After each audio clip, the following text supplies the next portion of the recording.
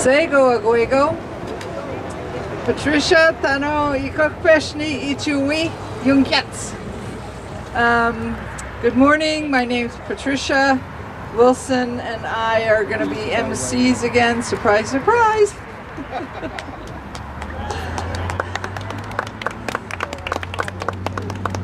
So I just came back from a Mohawk language camp, and so I would like to start today with a very small excerpt from what is called the Words Before All Else, which is how we begin every important gathering. Yes, if you'd like, you can stand.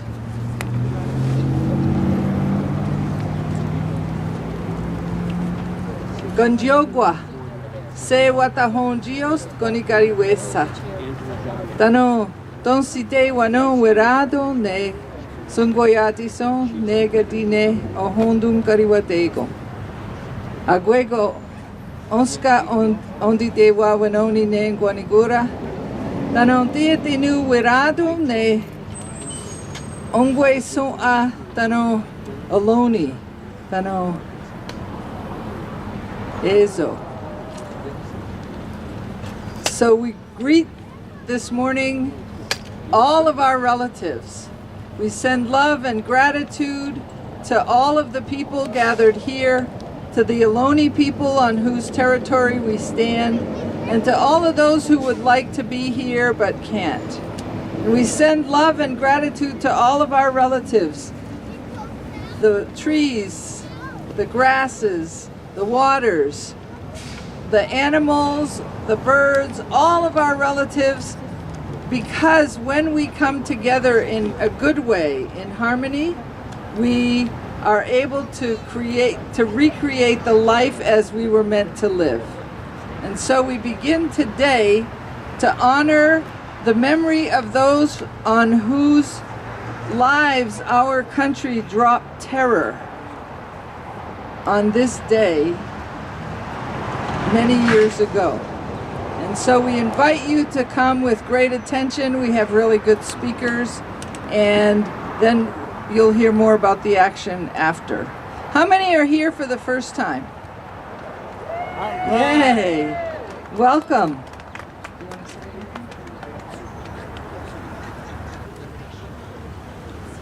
Friends, brothers and sisters, we will start the program, and we are all blessed to have as our first speaker Fred Norman. Fred Norman was a B-47 navigator and bombardier in the early 1960s. The B-47 carried nuclear weapons. Fred's main target then was Vladivostok in Russia. Now, Fred's main target is ending war with words instead of bombs.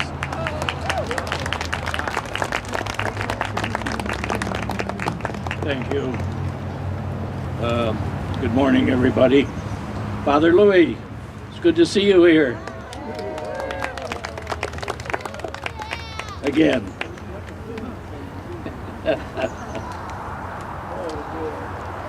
Well, we meet here today outside these fences that hide what Daniel Ellsberg calls the American doomsday machine. But what exactly is a doomsday machine? To answer that question, I highly recommend that you read Ellsberg's recently published book, The Doomsday Machine. I have. It changed my life. The title has a Dr. Strangelove feel to it, Doomsday Machine. And indeed, it is pure Strangelove, a machine of human beings who have learned to love the bomb, a large group of men and women working together to develop and deploy nuclear weapons that, when detonated en masse in the same close time period as in a war, may well destroy all life on Earth. Another way to think of it is as a nuclear winter, a winter not followed by spring, a cold and sunless winter in which everything dies. I once was part of that doomsday machine. Ellsberg writes, quote, "An American doomsday machine already existed in 1961 and had for years in the form of our pre-targeted bombers on alert in the Strategic Air Command, SAC. Well, I joined SAC in 1961 as a B-47 Navigator bombardier. I carried nukes. My targets were Russian cities, primarily Vladivostok. I was ready to do my duty. If the klaxon had sounded, I would have killed every man, woman, and child in Vladivostok, a city then of around 250,000 souls. And I would not have hesitated. Oh, the immorality of it all. My actions would have been merely part of a coordinated effort by thousands of other bomber crews. Now, to add to the horror, there are ICBMs and submarine-launched Triton missiles. Then there was only one doomsday machine, ours. Now there are two, ours and Russia's. Would mine have been able to destroy all human life on Earth in the early 1960s? Perhaps. Given the right conditions? Quite possibly. And now, would two machines be enough to destroy us all, to bring on a nuclear winter? Well, the madmen who are working on these bombs may eventually reach that goal, or they may already have succeeded. On the other side of this fence, a small group of men and women work diligently toward that goal, designing and testing bomb components. They designed and tested parts of my bombs back in the day, and they continue that type of work today. Without them, we would have no nuclear bombs, and there would be no bombardiers to drop them. There would have been no B-47s. The B-47 is a swept-wing, 6-engine, 100,000-pound nuclear bomb-carrying, low-level bomber with a crew of 3. The pilot and co-pilot sit in tandem in the cockpit, and the navigator bombardier sits in the very nose of the plane. It has one purpose: to kill people. There would have been no boring 24-hour alerts waiting for madmen to play their macabre games of death. There would have been no bombing checklists. I'll close here with an abbreviated version of a much larger poem I wrote based on my checklist for bombing Vladivostok. Picture the flight as having taken hours. Finally, the target is within range.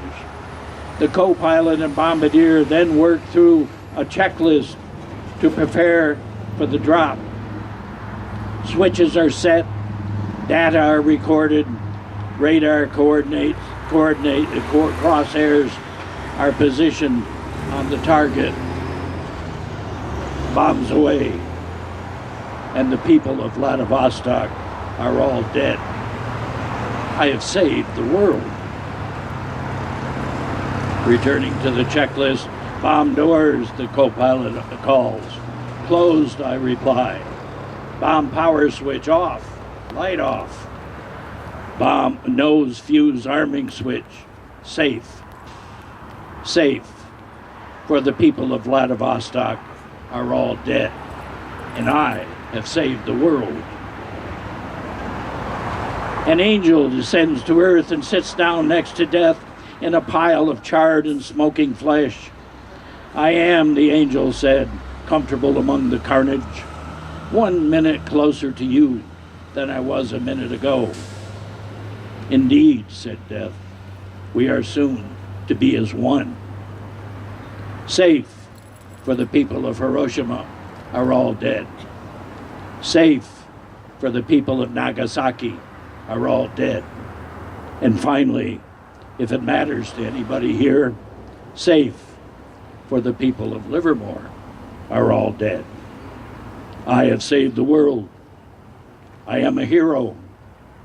Thank me for my service.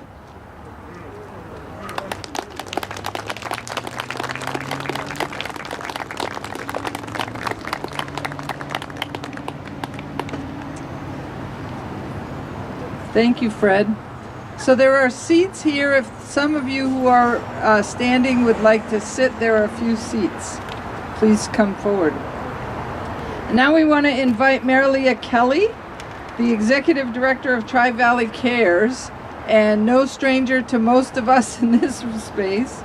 She brings 34 years of research, writing, and facilitating public participation in decisions regarding the Livermore Lab and the U.S. nuclear weapons complex.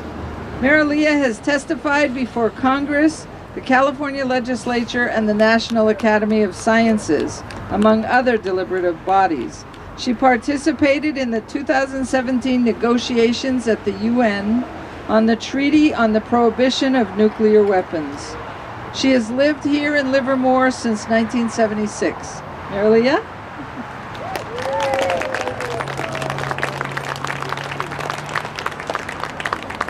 Good morning. Thank you for coming. It makes me happy. I'm glad to see you all, although this is a very solemn occasion.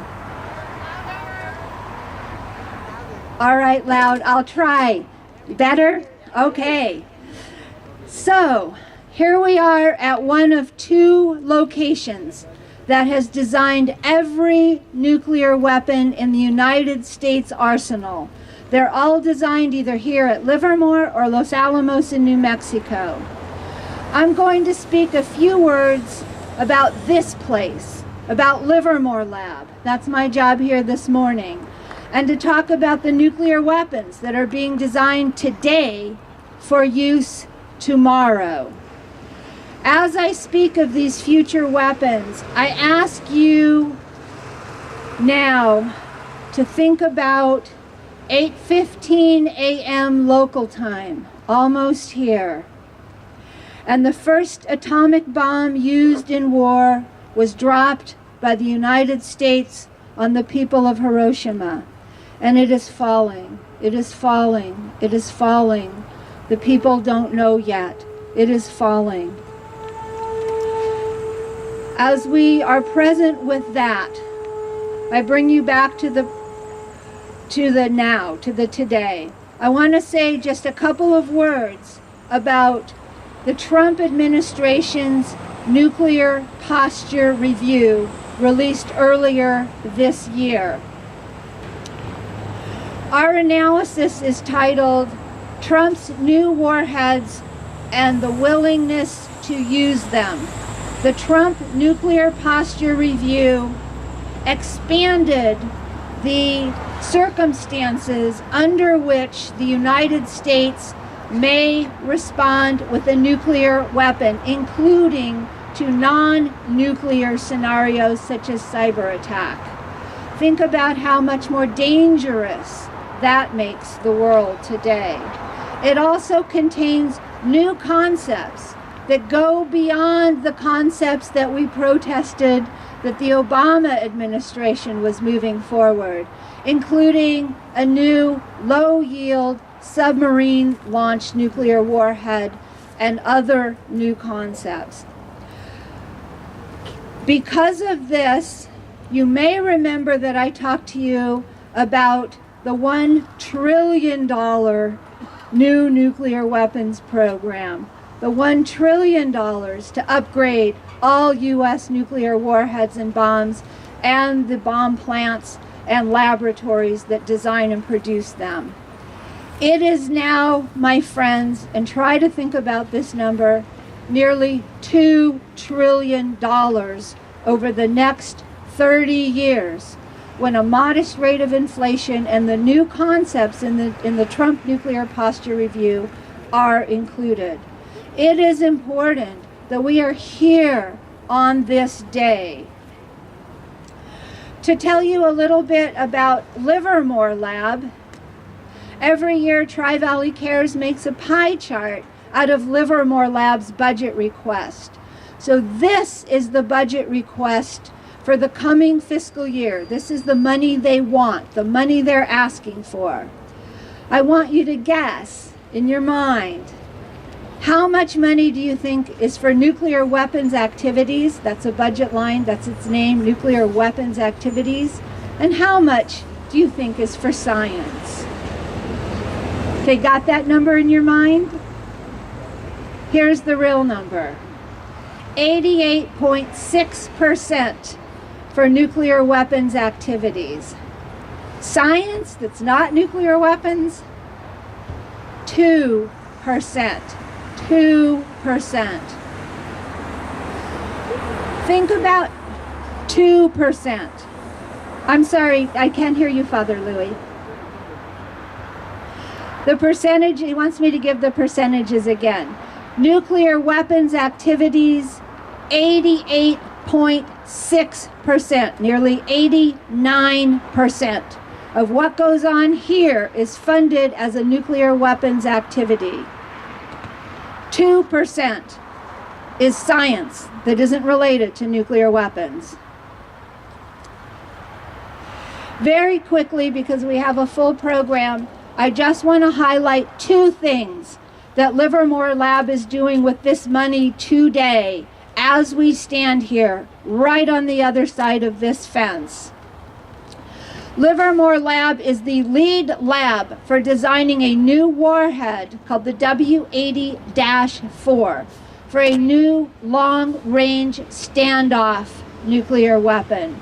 This will be air-launched. Think about what long-range standoff means. It means the pilot will stand off the target thousands of miles and release a stealthy, radar-evading, sneak nuclear attack on an unsuspecting population.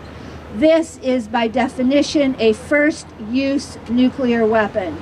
Think about what that means on this anniversary and why it is important that you are here today.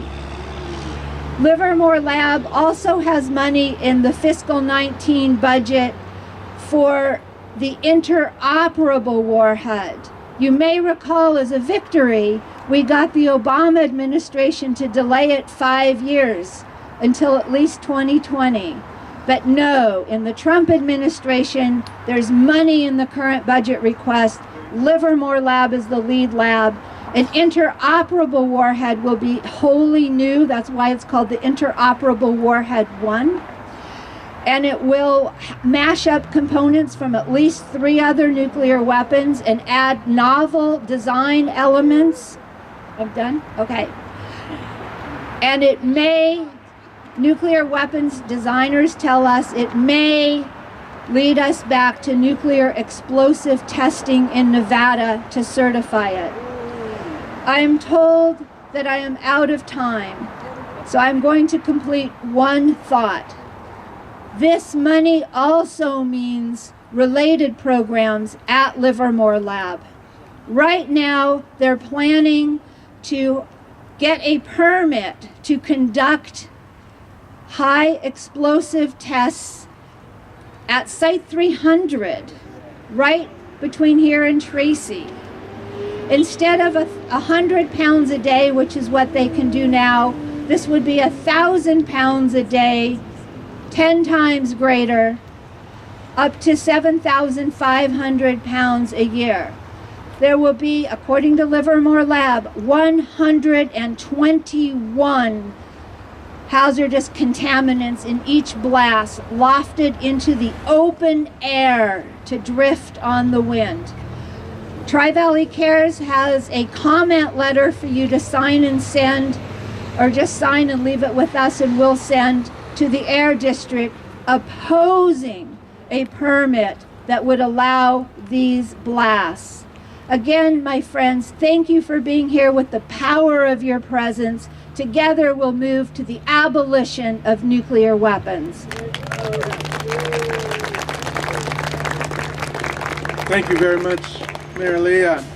I just wanted to invite folks to get one of the names of some of the folks who were killed by the bomb on August the 6th. So, see, a number of you have those. You can pin those to you. These are individual people. This is not a general thing. These are individual souls and lives, and we want to recognize that. Next, we have Carol Haisasue. Carol is a former media personality and producer in Tokyo. Influenced by the 2011 Fukushima disaster, she began working with San Luis Obispo Mothers for Peace in California and the Metropolitan Coalition Against Nukes in Japan, as well as other groups fighting for a nuclear-free world. Carol Haisasue. Thank you. Ohayou gozaimasu. Good morning. I'm humbled to be surrounded by so many dedicated people, to be here with such distinguished leaders and lifelong activists of the anti-nuclear movement. I feel like a tiny new recruit among giants. Like other post-war Japanese, I knew plenty about the effects of the atomic bombs dropped on Hiroshima and Nagasaki. How thousands, hundreds of thousands died instantly, including about 100,000 civilians, turned into mere shadows, or the walking dead, or unbearably ill for decades, or so damaged that their children and their children would suffer birth defects. We had family friends who were affected personally. We knew the stigma the survivors were suffering, not being hired by employers who were worried about debilitating diseases affecting their employees, or marriage partners who didn't want deformed children. We knew the catastrophic effects of radioactive material, from the fallout at Hiroshima and Nagasaki to the nuclear tests in the South Pacific that sickened and killed members of at least one Japanese fishing boat and turned generations of Pacific Islanders into refugees. But we didn't know enough, not enough to say no to the nuclear industry when it came to push nuclear power on Japan. Instead, we were sold a bunch of myths, and we bought them all. The deception and our willingness to buy it have led to the worst nuclear accident ever. Fukushima is far from over. In fact, as we approach the 8th anniversary, it's largely disappeared from most people's minds. The government is forcing evacuees back to land still contaminated, cutting off compensation. Talk about radiation or contamination and health effects is all taboo. Meanwhile, the pediatric cancer epidemic continues. The stigma is back, and evacuee children are being bullied, sometimes into taking their own lives. Many live in fear. Many more live in denial. It angers me so much that the current administration, led by the very hawkish Prime Minister Shinzo Abe, is not only ignoring the situation, but trying to rewrite our Constitution and create a nuclear arsenal. When I moved to California in 2006, I discovered that the land that I had fallen in love with was less than 10 miles from the state's last operating nuclear plant, Diablo Canyon.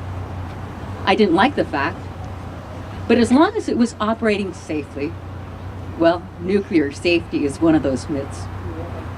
Soon after the Fukushima disaster shook me awake, I joined San Luis Obispo Mothers for Peace, an amazing group of people who have been fighting for peace and justice for 50 years. They taught me so much, but the more I learned, the more horrified I was.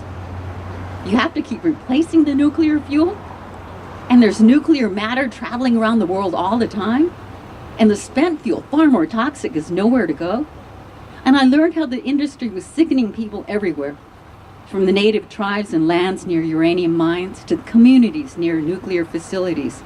Because even when nukes are operating safely, there's still radiation being released.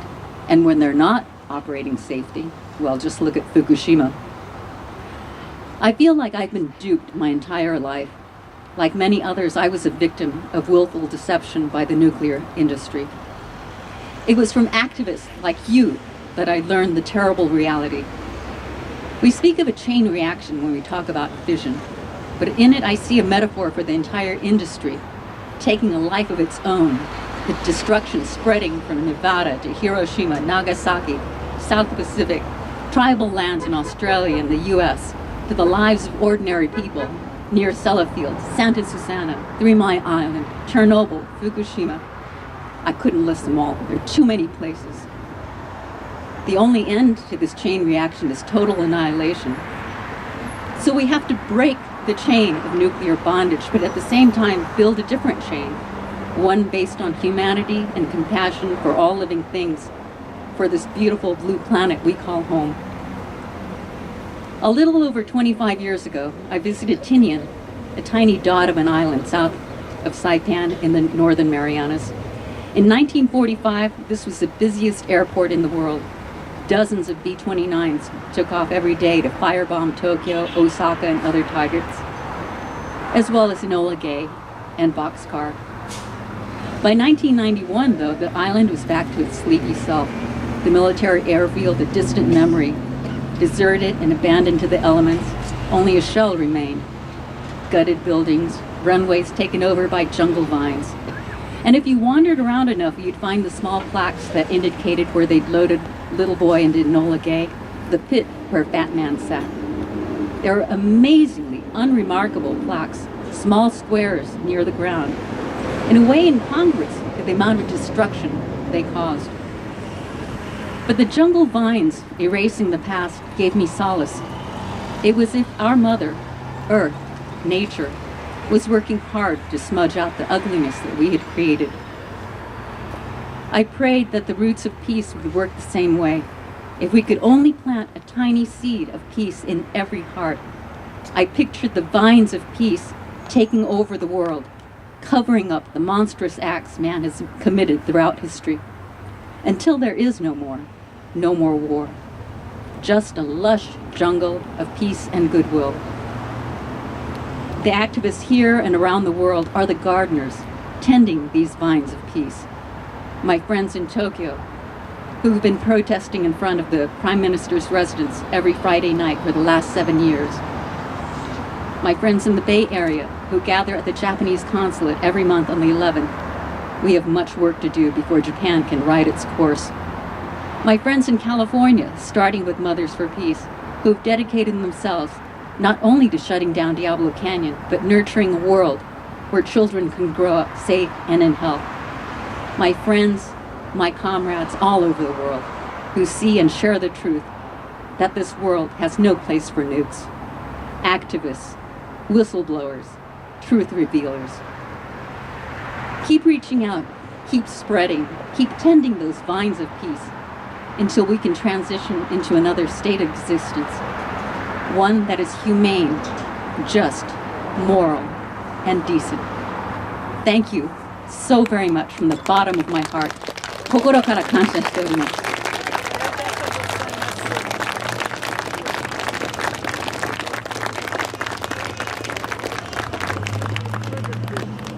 Thank you so much, Carol. What a beautiful set of images for us to hold in meditation as we move through the rest of the morning. So we want to give thanks to the young man who's doing timing for all of our speakers. Raise your hand. So as you're speaking, if you would keep an eye on the yellow hat, that'll give you a good idea of when your time is nearing. And now we want to invite Dr. Bob Gould, who's past president of Physicians for Social Responsibility and president of the San Francisco Bay chapter of PSR since 1989. He's an associate adjunct professor at UCSF School of Medicine, and he's been a leader of the Peace Caucus of the American Public Health Association since 1986. He has authored numerous publications on the health impacts of nuclear weapons and the role of health professionals in promoting environmental health, peace, and justice for all. Thank you, Bob. Thank you, and I can't say how much I appreciate being able to be here with all of my comrades here to make such a statement for peace and an end to the nuclear era, which we need to proceed on. I'm here today representing PSR in addition to our continued work with all of our partners here to work for a world without nuclear weapons, to provide a little bit of context of the situation that we're in terms of what do these nuclear weapons serve? How do they buttress our military position, our militarist thrust in the world, which is a very dangerous thing, particularly when we have to build the capacity to deal with all of our world's global health problems, all the challenges we have on climate change. One of the things that we have to think about in terms of putting this all into context and how all these nuclear expenditures serve us to have the ultimate level of violence in terms of the militarization that goes on and is manifested by the NATO alliance structure that just in July declared once again that nuclear weapons are the underpinning of the alliance. We would continue to work on developing nuclear weapons, whereby NATO declared that as long as nuclear weapons exist, and these are the very countries, together with Russia and China and other nuclear weapon states, that are refusing to support the ban on nuclear weapons, that as long as nuclear weapons exist, NATO will remain a nuclear alliance. And this is extremely dangerous because, A, the counter-reaction that this has in terms of Russia with its own nuclear weapons modernization project, and of course, the old 1.7 or so trillion dollars that we're expecting to spend on nuclear weapons, a cost of $4 million an hour over the next 30 years. That should be going to deal with our health problems, to deal with climate change. The NATO countries add to our $600-odd billion a year, the largest military budget in the world, not counting the amounts of money that we spend for war. The NATO countries add another $300 billion. So there's $900 billion of $1.7 trillion of world military expenditures this year. That constitutes $230 for every human being on the planet in terms of this waste of our resources. And of this, so much of this is fueling conflicts around the world, ranging from Syria, other areas around the world, whereby just this last year, the Stockholm International Peace Research Institute reported that $100 billion of arms sales around the world, from which our country rose from the previous period between 2013 and 2017, rising to a third of those expenditures, about 58% of our nearest arms dealer, the Russians, are providing in this world. And France, Germany, NATO allies, as well as China, follow in that as well. These armed conflicts are these arms are fueling conflicts, particularly in the areas of the Middle East, with NATO countries constituting 98% of the weapons going into the Middle East, fueling these types of conflicts, and which is key to what has unfortunately been this deadly mechanism of the global economy, is the petrodollar for arms transit that's fueling the world and destroying so many lives. And one great example of that, of course, is the pledge to have $100 billion in arms to the Saudis, who are continuing to pump oil, being encouraged by our government to do more, while we squeeze Iran with sanctions and upend that nuclear deal in order to play with the Saudis and have them continue to pump even more oil. These are the things that we have to think about in terms of what is the future for our planet? What is going to be the future of my 8-year-old grandson and all of our grandchildren in terms of the world that we're inheriting here? We know from the Institute of Policy Studies that we're thinking about the global needs that we have, global security, when that's only defined in military terms by our country, where in terms of paying the comparison of what we're spending on military arms around the world, instead of climate security, we're only spending 2% towards dealing with the climate compared with a world awash with weapons. Our generation, our future generations can no longer stand for this absolute corruption of our country, the way that we're wasting our resources when we need to deal with our urgent problems now. Over the weekend, the New York Times talked about our lost decade in the 1970s and 1980s, where we could have done something about climate, but the greed of the oil companies and many of the corporations that these military conflicts support are continuing to go on. We need a new world where we can actually deal with the real problems. Penny is going to be talking about the real urgency of us dealing with our climate. We need to do this now, and that's the connection. We need an end to this type of militarism, the end of the end of spending this amount of money, so we can have a world that we can live in and thrive in. Thank you.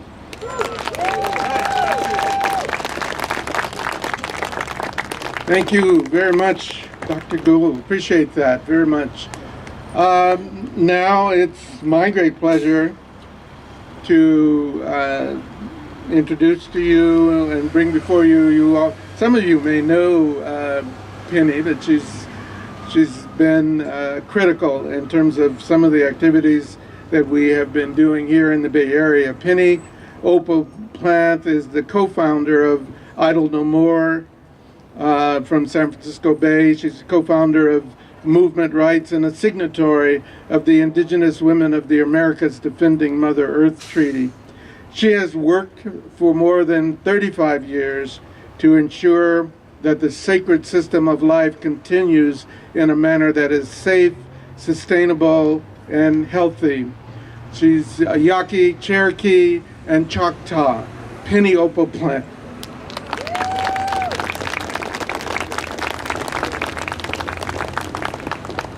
Good morning, relatives. My activism started here in the early 80s. I was in my baby 20s. And it was the first place that I was arrested many times, along with Jackie Cabasso, Marilia Kelly, and probably a lot of you in this gathering here right now. It seems like a long time ago, like we should have got this one taken care of, but we haven't.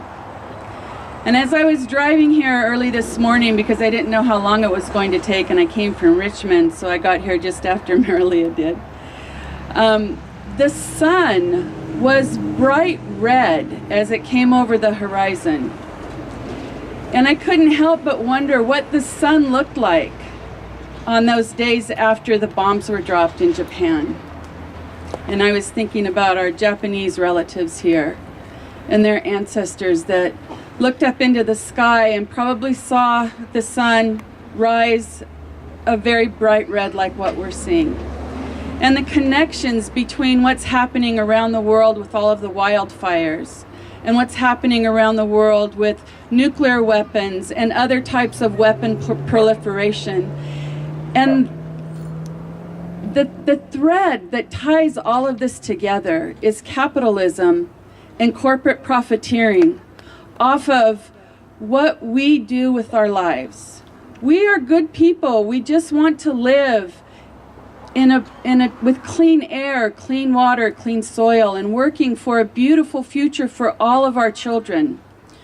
Pat and I are both co-founders of Idle No More SF Bay and signatories on the Indigenous Women of the Americas Defending Mother Earth Treaty. And as grandmothers, and many of you are grandparents here, I know that you understand that what we're leaving as of today is not what we've enjoyed in our lifetimes. And that's not okay with me. And I know that it's not okay with you. That there's not a lot of young people in this crowd. And that makes me sad, but happy for the young people that are here. It's time for us to reach further out into our communities, to bring in everyone together. And I think that a platform of clean air, clean water, clean soil, and a vibrantly healthy future is something that we can all stand together on, that would join the anti-nuclear movement with the movement of stopping and mitigating climate change. We need a platform that's going to bring all of us together so that when there's an action around climate, that all of you are there. And when there's an action around nuclear weapons, that this area is filled all the way to the back like it was in the early 80s.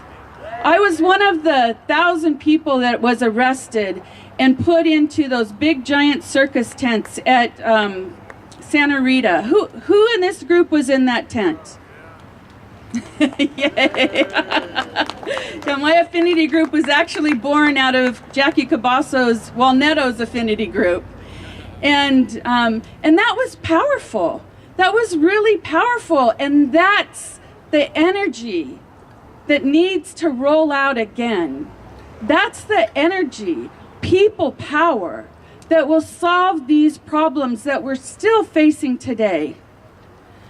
Whatever it is that we need to do to inspire people, young people in particular, to join us here, and every time people...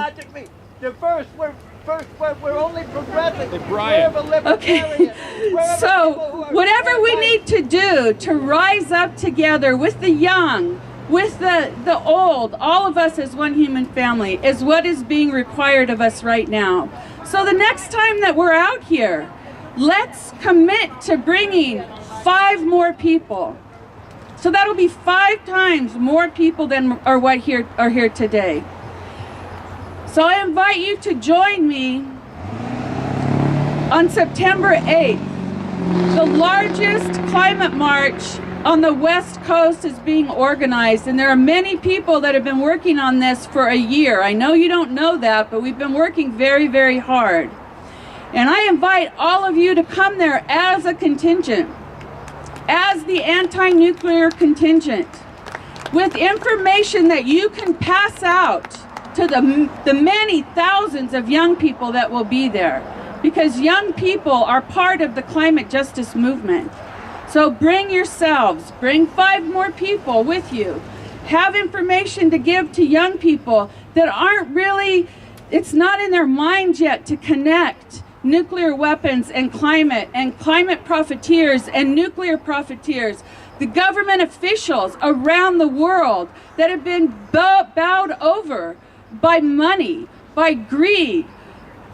And I just want to end with saying that my enemies are not any other human being. I understand that we are all related, even to our relatives who are insane, because people working out of a position of greed are working out of a type of insanity and mental illness. That's how I hold them. My enemies are the thought forms that created separation. We all used to live in very tight communities. The thought forms that created colonization, that's what separated us from our communities. And the thought forms that created capitalism, which now we're seeing the apex of that is destroying everything that we need to exist. These cards are on a table over there, and I also have a bunch more. Please take a stack and give them to your people. Thank you.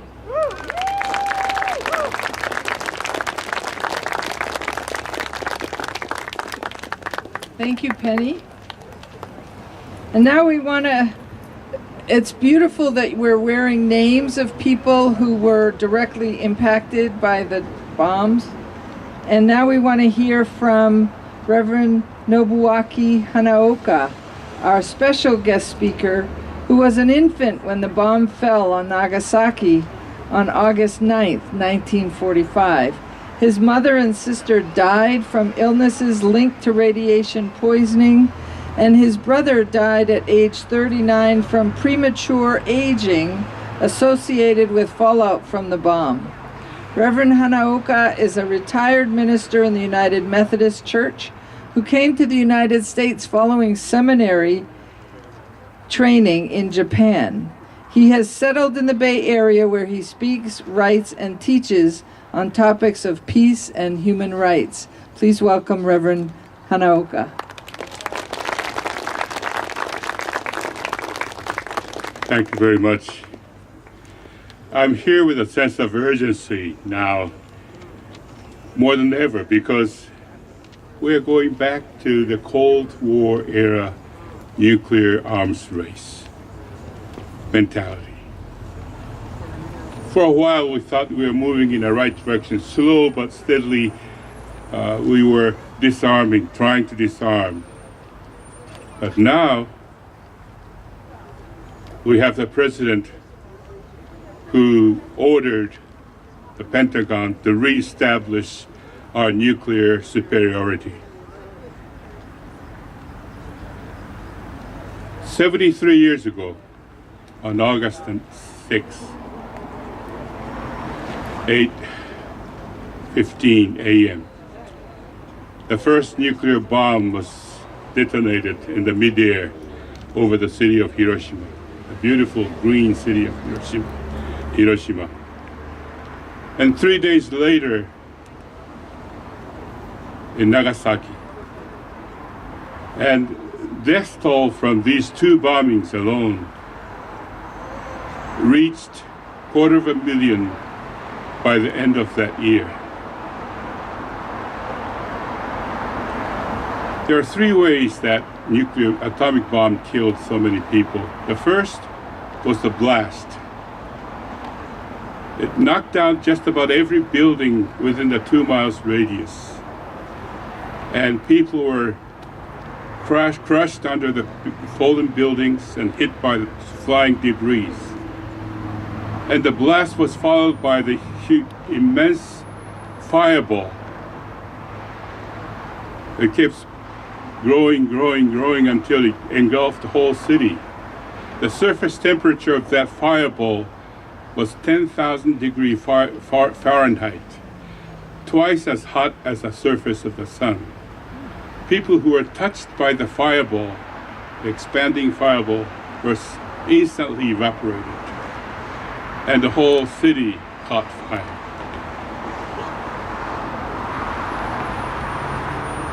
More insidious and deadlier were the nuclear radioactive fallout, small particles, invisible particles, that spread into the atmosphere over the wider area and then came down with the rain. Do you know what that means? Air was contaminated. Water was contaminated. The people who survived the initial impact still had to breathe and drink. There was no way to escape the radiation. Fortunately, our family was living outside of the city, miles away from the city limit. And there are a couple mountains in between that shielded us from the blast and the fire. But within a few years, radiation began to affect my family. When I was in the first grade, my mother died. As far back as I can recall, she was in bed, looking pale, weak. I knew she was my mother, but I couldn't even talk to her. I was scared. And after that, my sister died. She suffered also from leukemia. And then, about 30 years later, my brother died of the unknown illnesses. Doctor, unable to determine the cause of his death, they performed autopsy. And the doctors shocked because his internal organs were those of the 80-year-old man. We suspected that it had something to do with the radiation. You know, nuclear bombs keep people suffering long after the end of the war. You know, 73 years ago, it came to Hiroshima and Nagasaki. We still have our friends who are still suffering the radiation that once it's inside our bodies goes to the bone marrow, destroying the immune system, which makes the person getting sick all the time, just like the AIDS patient or HIV, the same. And it's, people say that it's like holding a time bomb inside, because you never know when you get sick, when you die. So survivors, we call them survivors, but they call themselves, their lives, as a process of dying, slow, painful death. 73 years later, we're still talking like that. And then every time we get together, they say how lucky were the ones who got killed instantly, because they were spared of the long and miserable, painful suffering. I'm fortunate to be here, but a lot of people are not as fortunate as I am. After my sister died, my father was concerned that because, you know, his loved ones were dying one after another. He asked my sister's doctor, what is going to happen to our family? The doctor said, about the youngest one, me. If he was exposed to the radiation the same way as his mother and sister, he may not live to see his 10th birthday. I didn't know how to process that information, that I only had 3 years to live.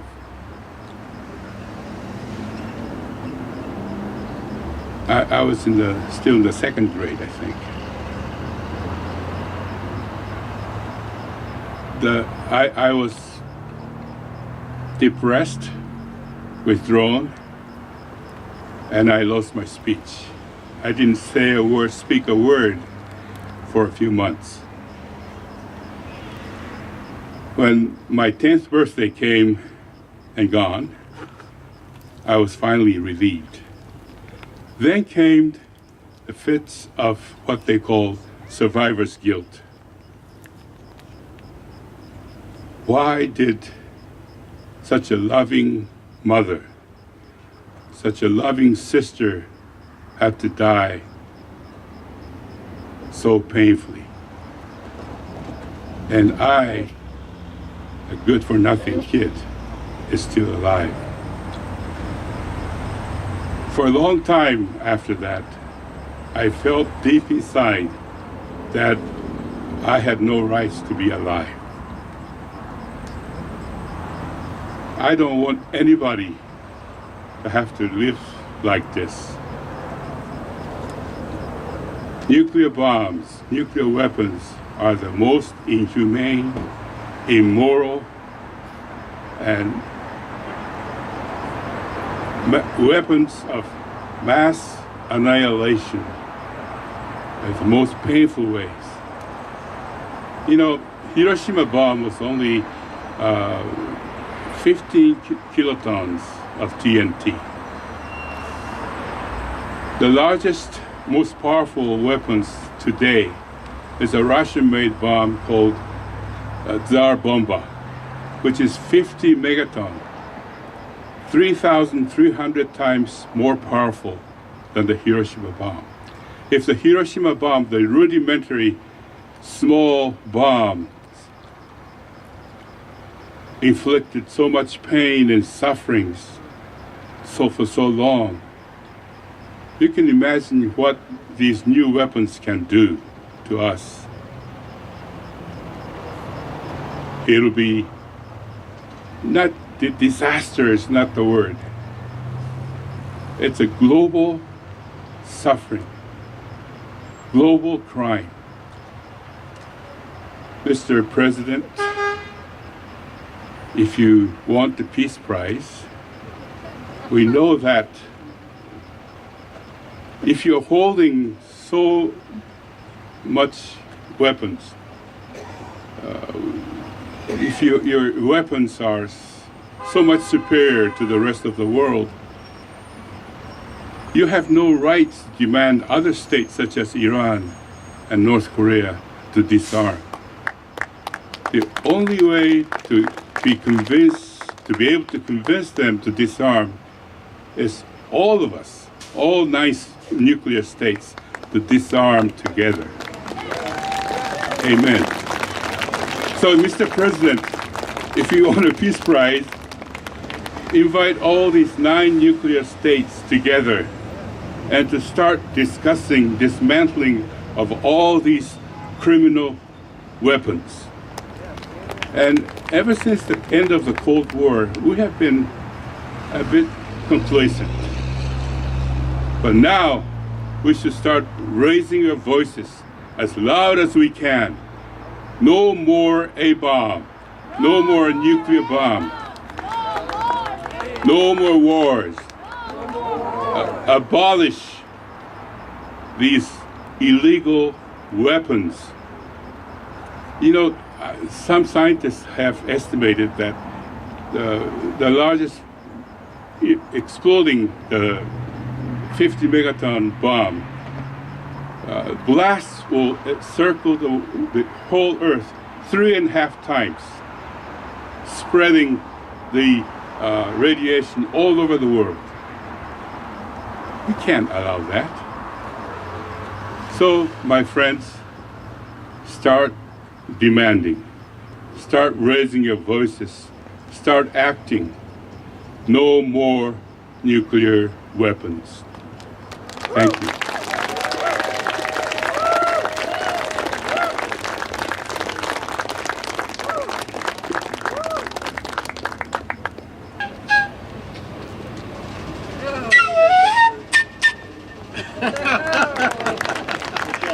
All right, that's talent. Stephen, thank you.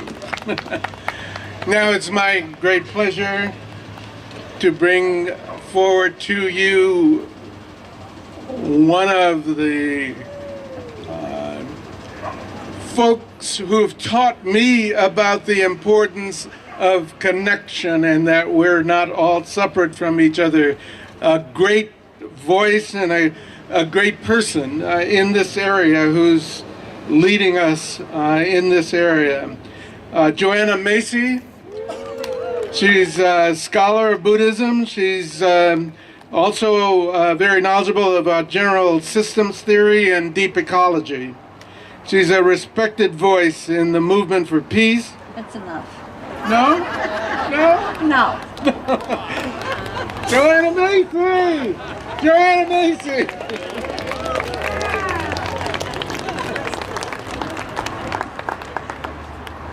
I think that we're a little behind in our schedule, and so I'll just take a couple of minutes. I want to tell you how, like each one of you, I so appreciate getting this blast of information and energy, this jolt to the heart, this strengthening of our will as we hear these wonderful voices. To feel again the urgency, to be called again to remember the unspeakable, that yes, this country, my country, was the first and only so far to use nuclear weapons and far outstrips all other countries in their nuclear programs. We're confronting our shame. We're confronting our solidarity as well.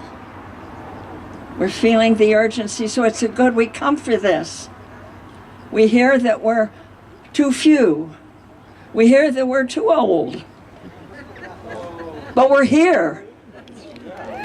And there are a lot of us here around the country and around the world gathering on this Hiroshima Day.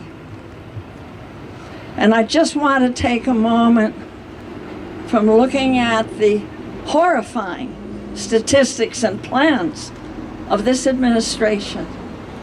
I would rather just take a minute and hold up a mirror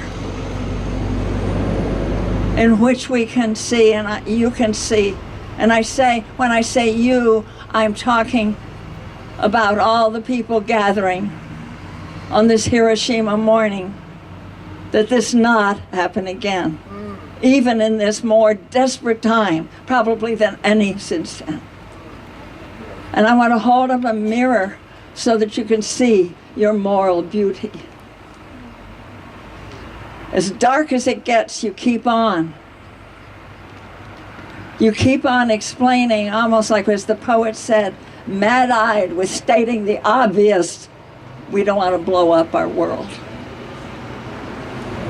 You have the stomach to keep on, even though people change the topic, turn away.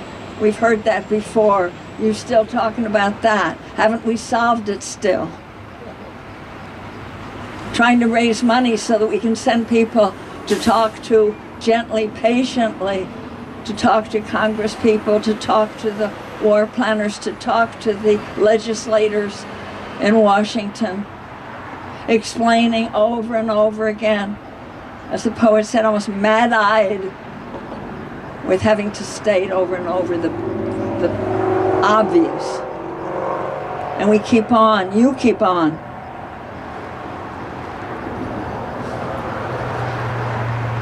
So I'm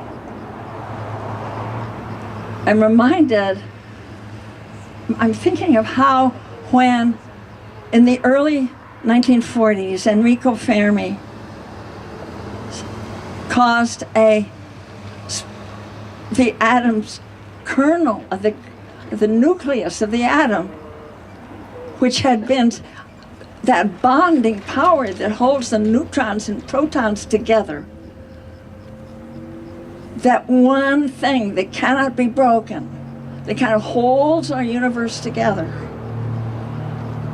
You can manage with the biggest nucleus, which is that of the uranium atom. It's kind of big, but you can knock off a proton and then cause a chain reaction. And what happened that's the most telling for us sometimes, I think, is not the chain reaction that ensued, but the release of the strongest binding power in the universe. It's like the glue that holds the material world, or it's not really a material world, this active, interactive, dynamic world together has been released. And I thought of that when in the early years of the Reagan administration, in some interviews I was doing. The first one was with a professor of psychology in a university. And he was talking to me about how he would cross the campus and sometimes just he'd see the campus in rubble after a nuclear attack. And he said, "What's the matter with me? I feel as if I'm becoming unglued." And then I heard that more and more from people in their own experience, and then the feeling of our world becoming fragmented, incoherent, losing its coherence.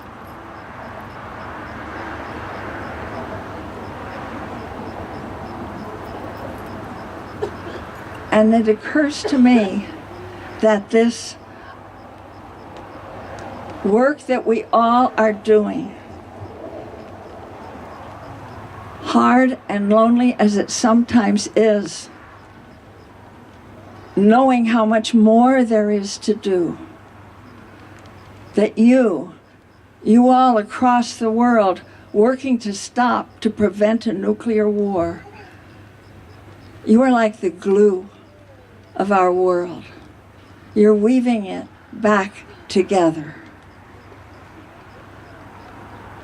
And even if we fail, we have been weaving life back together to the best of our ability. And I bow to that, you weavers of life.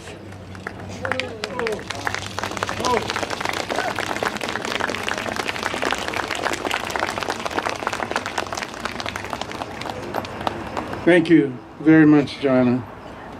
Greatly appreciated. Now we have a voice from Oakland. We have a group called Oakland Mind.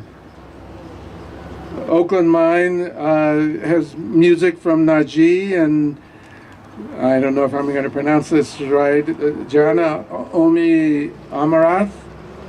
One aspect of Oakland Mind is the use and the promotion of positive hip-hop culture. Another aspect is work in the community utilizing their combined skills to help people to help themselves. They have been involved with work to end human trafficking, teaching and holding space for artists to perform for over 3 years. Ultimately, it's about doing their part to see a more harmonious planet. They believe in the power of music, art, culture, and action. Oakland Mind.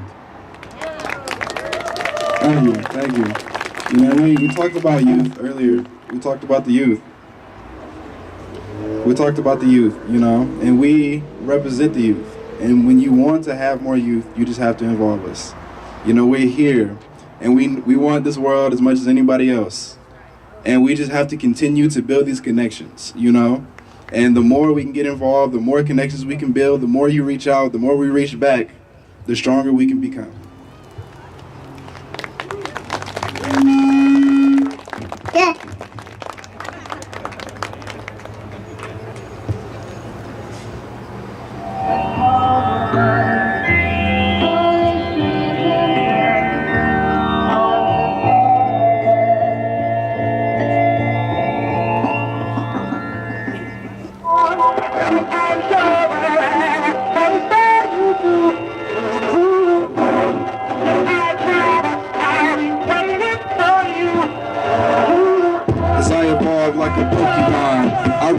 What my focus on, never even wrote it.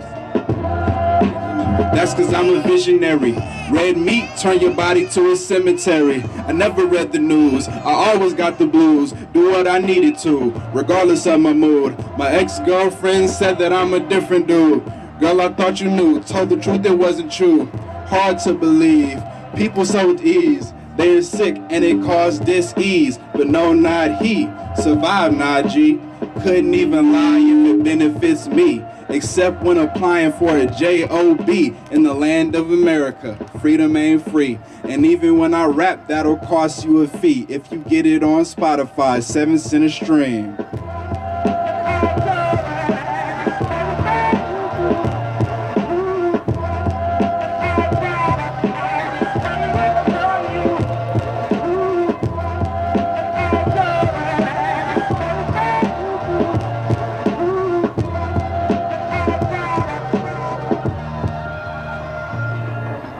Back in the black, I mean back in the flesh, I mean back from a death, killed by the stress, revived by the debt, come to collect, resurrected respect for the opposite sex, the original sin, cause my mama loved gin, cause my father is him who can no longer pretend, can no longer defend. I am not what I've been, don't belong to this earth, cause I'm soon to ascend. One day I will die, man, it is what it is. He always told me fathers shouldn't bury their kids. I'ma die for it here, but for now I'ma live. And everything that I got is everything that I give. So I do it for you, I do it for me. I do it for King, cause I got a dream. I do it for X, it's bullets over ballots. By any means necessary, I'ma find balance.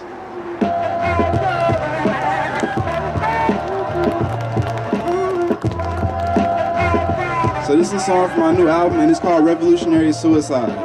You know, Revolutionary Suicide is a book, right, by the late, great Huey P. Newton.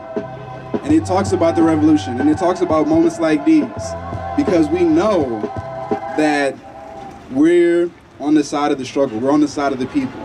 You know, we don't really have enemies, but they are going against us. And sometimes it can be like suicide. We sometimes have to lay our lives on the line to fight for what is right, you know? And you have to be able to accept that reality. But we're strong, we are powerful, and we will not fail. We will prevail.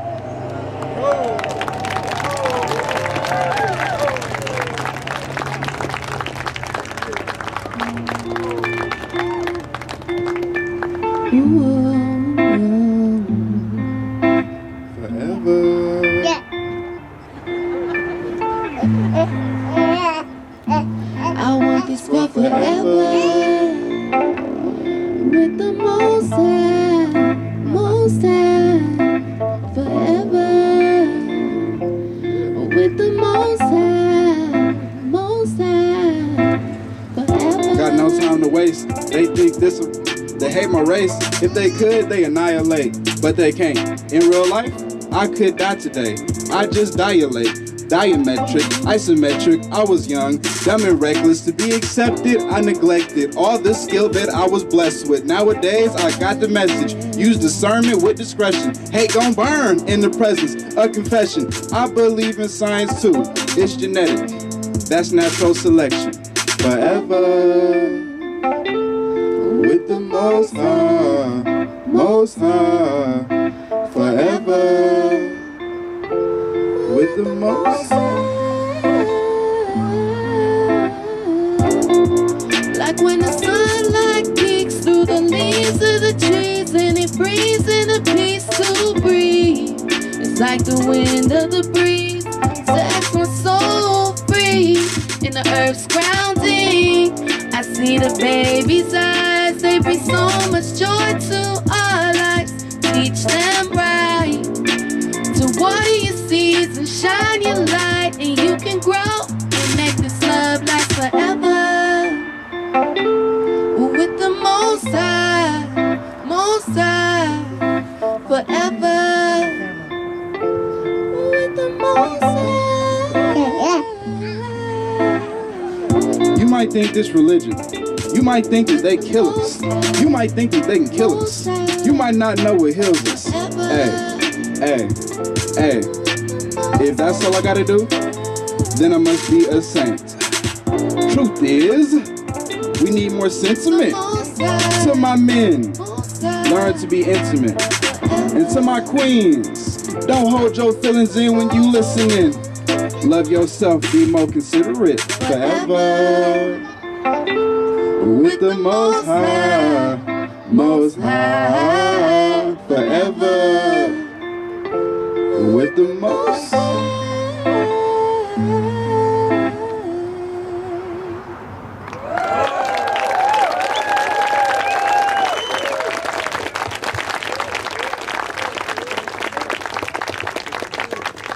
Peace and love, everybody. We have one more for you.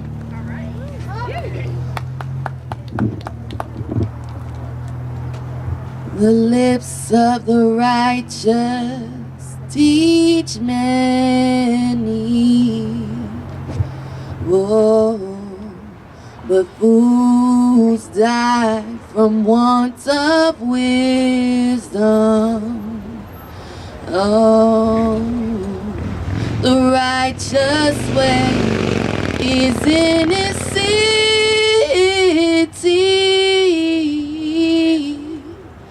Oh, Jah, those who have eyes to see will see. Destruction of the poor is in poverty.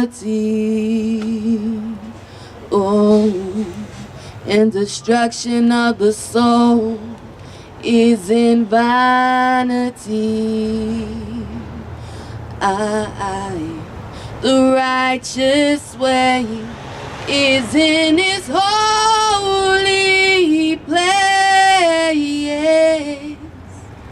Oh, Jah, yes. Those who have eyes to see will see freely.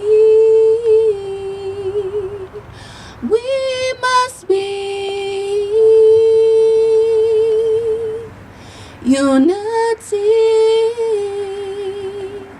Divinity is our destiny. Those who have eyes to see will see.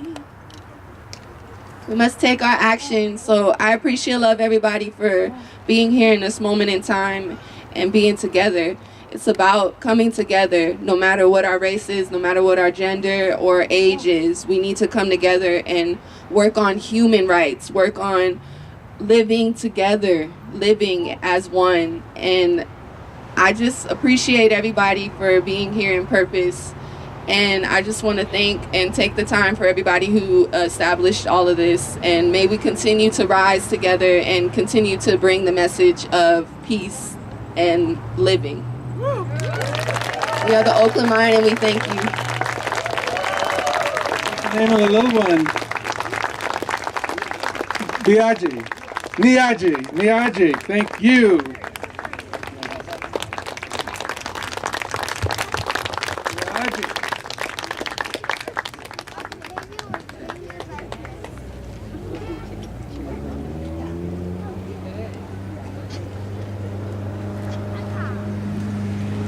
Thank you so much, Oakland Mind. Let's give him another hand.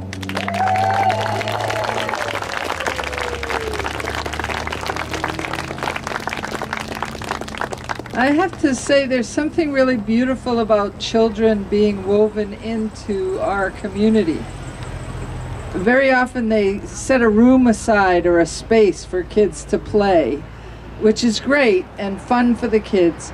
But I think it's also a good reminder for us that we are a multi-generational community and that all of us need to be sharing this time together.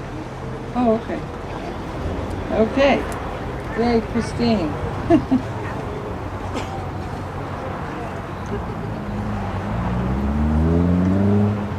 Okay, so just arriving and settling in a little bit is Christine Hong. Yay!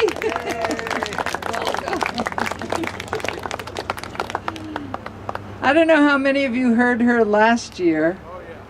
Amazing. So Christine is an assistant professor at UC Santa Cruz specializing in transnational Asian American Korean diaspora and critical Pacific Rim studies. How's that?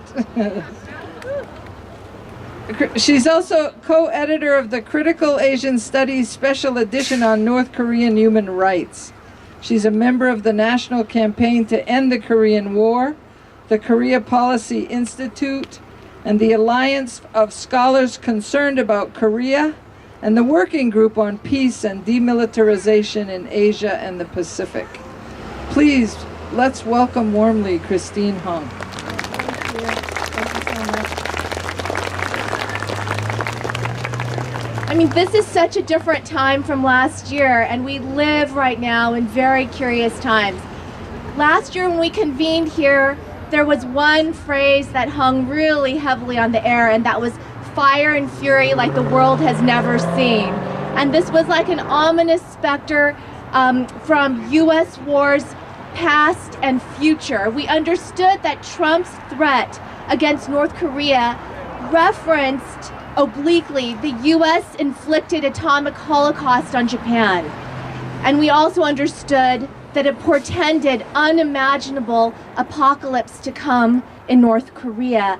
And during those dark days, let's not forget, strange Levian nut jobs like Lindsey Graham went on national media selling the fiction that nuclear apocalypse over there in North Korea would somehow be containable over there. I want us also to recall, though, that Trump's maximum pressure policy was a continuation of Obama and Hillary Clinton's maximum pressure policy toward North Korea. We're in a different moment right now. Peace in Korea has appeared amazingly as a prospect on the horizon. Why? Because of two things. I'm going to say it. It's because of the two Koreas coming together. Before people start writing in Donald Trump as a candidate for the Nobel Peace Prize, let's recall that the two Koreas came together, and the unfortunate truth is also that North Korea developed a nuclear deterrent. So that's what defines this current moment. The crucial issue in this moment is not just whether or not the United States and North Korea have the same understanding of denuclearization. And let's keep in mind that up until recently, North Korea's understanding of denuclearization was a global concept that implied a commensurate obligation on the part of imperial powers like the United States to denuclearize. The other critical question is whether the world's greatest purveyor of military violence, and I'm borrowing this phrase from Martin Luther King Jr., and a country, North Korea, that has survived being in the crosshairs of the US war machine since the moment of its founding in the middle part of the 20th century, whether or not these two countries have the same understanding of peace. It's not just denuclearization that's on the table, it's peace. In April of this year, Donald Trump live tweeted the Panmunjom joint declaration between the two leaders of the Koreas. Korean War to end. The United States and all of its great people should be very proud of what is now taking place in Korea. I want to make a few comments about this. What does this welcome shift in tone, in practical terms, mean? Was it premature for the entire world, which was previously hovering on the edge of the abyss, to stand up in a single voice cheer? Optimistic, yet mystifying. This tweet nowhere seemed to grasp not just the centrality, but also the criminality of the U.S. role in an unending war of aggression on the Korean Peninsula. This was a remarkably dirty war of anti-communist counterinsurgency that was called a police action at the time, and indeed, it was a manifestation of U.S. police and war power that was trained on the peasant armies of North Korea and China, but which laid the entirety of North Korea and vast swaths of South Korea to waste.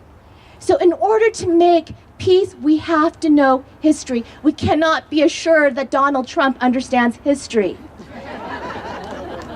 The United States perpetrated a bombing holocaust against the Korean people. Is this something to be proud of? This was a war in which an estimated 4 million, some people say 5 million, but of course we don't even know the numbers over there. Why? Because those lives don't matter, right?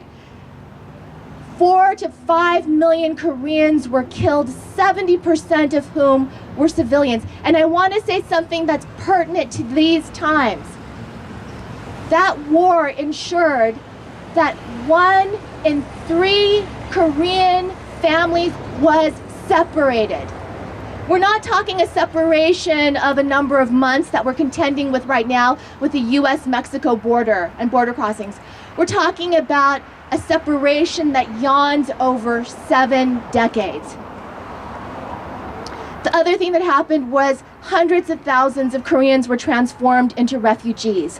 This was a war in which Truman explicitly used sanctions as part of his war policy. That's still a part of the maximum pressure policy, which we have to understand as a policy of continuing warfare. It's absolutely unacceptable in a time when the US is supposedly entering into dialogue with North Korea. During this war, during the hot fighting period and thereafter, the United States actively contemplated using nuclear weapons. In fact, General Douglas MacArthur wanted to create between China and North Korea a zone of cobalt where no life could live for up to 100 years. That was what he contemplated. Since that time, the United States has threatened North Korea with nuclear annihilation on multiple occasions leading up to the Obama period. So this is the fact of the matter. The Korean War has never been concluded with a peace treaty, and there are only 3 powers that signed. So Donald Trump, in live tweeting the Panmunjom Declaration, made it seem as though the 2 leaders of the Koreas could somehow negotiate peace. That's not true at all. The 3 signatories to the armistice agreement were North Korea, China, and the United States. According to this document in 1953, those 3 signatories were supposed to return to the negotiating table within 3 months' time and hammer out a peace agreement. The other thing that they were supposed to do, the 2 foreign powers, China and the United States, they were supposed to remove their forces from the peninsula within a reasonable amount of time, and they also agreed never to introduce new weapons onto the Korean peninsula. The fact is that the United States, up through the end of the Cold War, stationed nuclear weapons on the Korean peninsula. The other thing, too, is to this day, the United States maintains approximately 30,000 military forces south of the Demon Sea, operating approximately 80 military installations. In times of heightened war crisis, the South Korean military is not its own. It's under the command control of the United States. According to a series of mutual defense treaties, the United States can use at whim and at will any South Korean military installation. South Korea is a semi-sovereign country at best. I want to recall something. I want to say this, South Korea cannot conclude peace with North Korea on its own. It takes the United States. The relationship between the Koreas has always been triangulated with the United States. 75 years ago, the Allied powers met in Cairo, and they created a perverse roadmap for the post-war peace that specified that in due course, Korea shall be free and independent. To this day, Korea is still not free and independent. We should recognize that peace on the Korean Peninsula is the desire of the Korean people, not just the North Koreans. The South Koreans elected a leader, Moon Jae-in. They took to the streets in millions to oust the previous South Korean president, and they put in her place a democratically elected leader who was deputized by them to negotiate for peace with North Korea. Moon Jae-in's pro-North Korea, like his pro-engagement policy, commanded an 85% approval rating of the South Korean people. And I'm saying this right now, why? Because we see the bipartisan war party rearing its ugly head. And at a time when the Koreas are talking about peace, the United States is still playing an interventionist role. Congress has stated that the president, that Trump cannot withdraw U.S. forces from the Korean Peninsula without congressional authorization.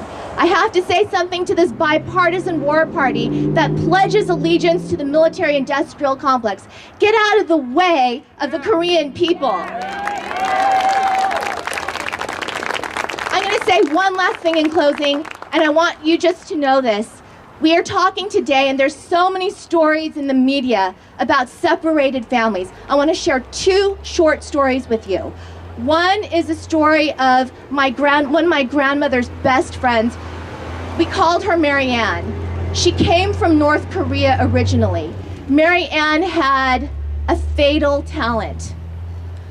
She could speak English almost perfectly. And what happened was, when the U.S. forces in 1950 pushed on north, they discovered through people in her town in North Korea that she could speak English perfectly. They commandeered her services so that she could translate for the U.S. Army. She had 3 babies at home. By the time they were south of the DMZ, the U.S. forces, they had promised her that she could return to her family. They said, if you return now, you're dead. You've been helping the U.S. military. She eventually immigrated to the United States. She was never reunited with her children. Never, never.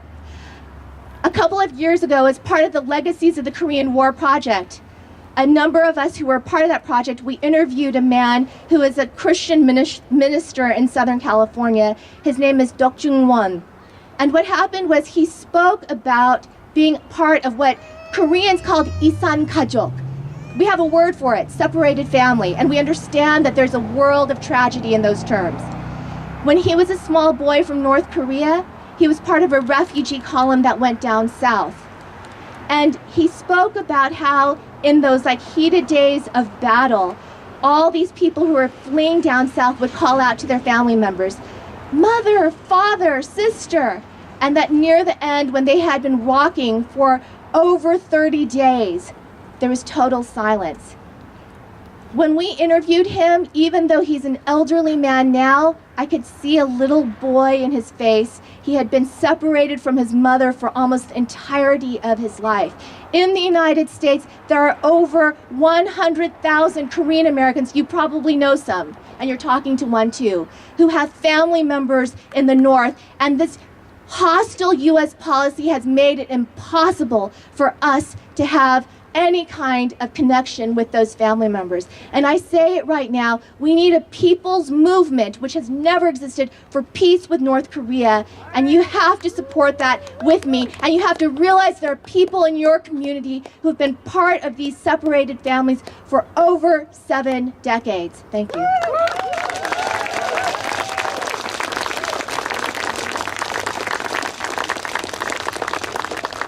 As I look around and listen to all of the speakers, it's been really moving to see the energy, the passion, the truth, and the power.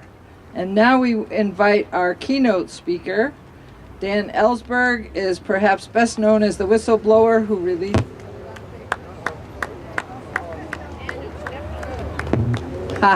the power strip. Shut up.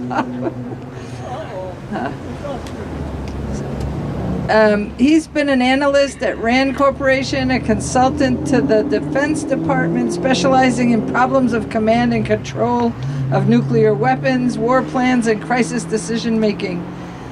Dan recently released his critically acclaimed memoir, America's Doomsday Machine, Confessions of a Nuclear War Planner. Please welcome Daniel Ellsberg.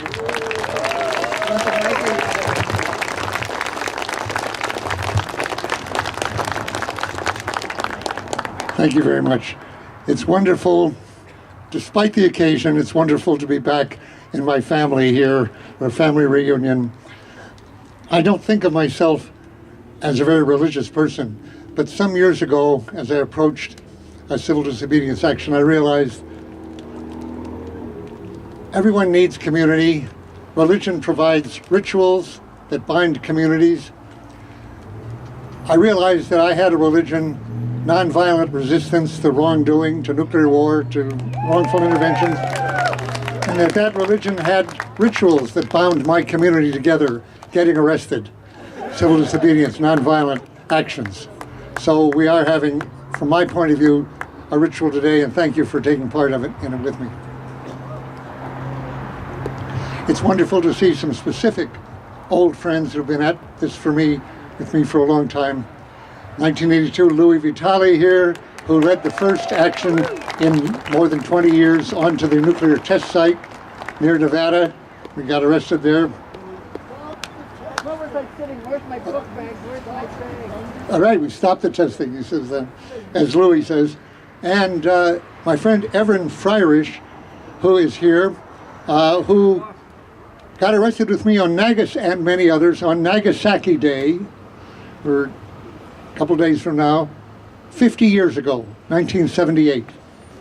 Now, from one point of view, of course, it's wonderful we're all together again after all this. And the other point of view, we have to say it hasn't changed. We haven't stopped it. It's still going on. From the other point of view, the bomb hasn't exploded on people during that time. And I think that people like this here and others were absolutely critical to that moratorium. That's lasted now 73 years, since 1945. I want to talk today about the concept of time and time enough and too late.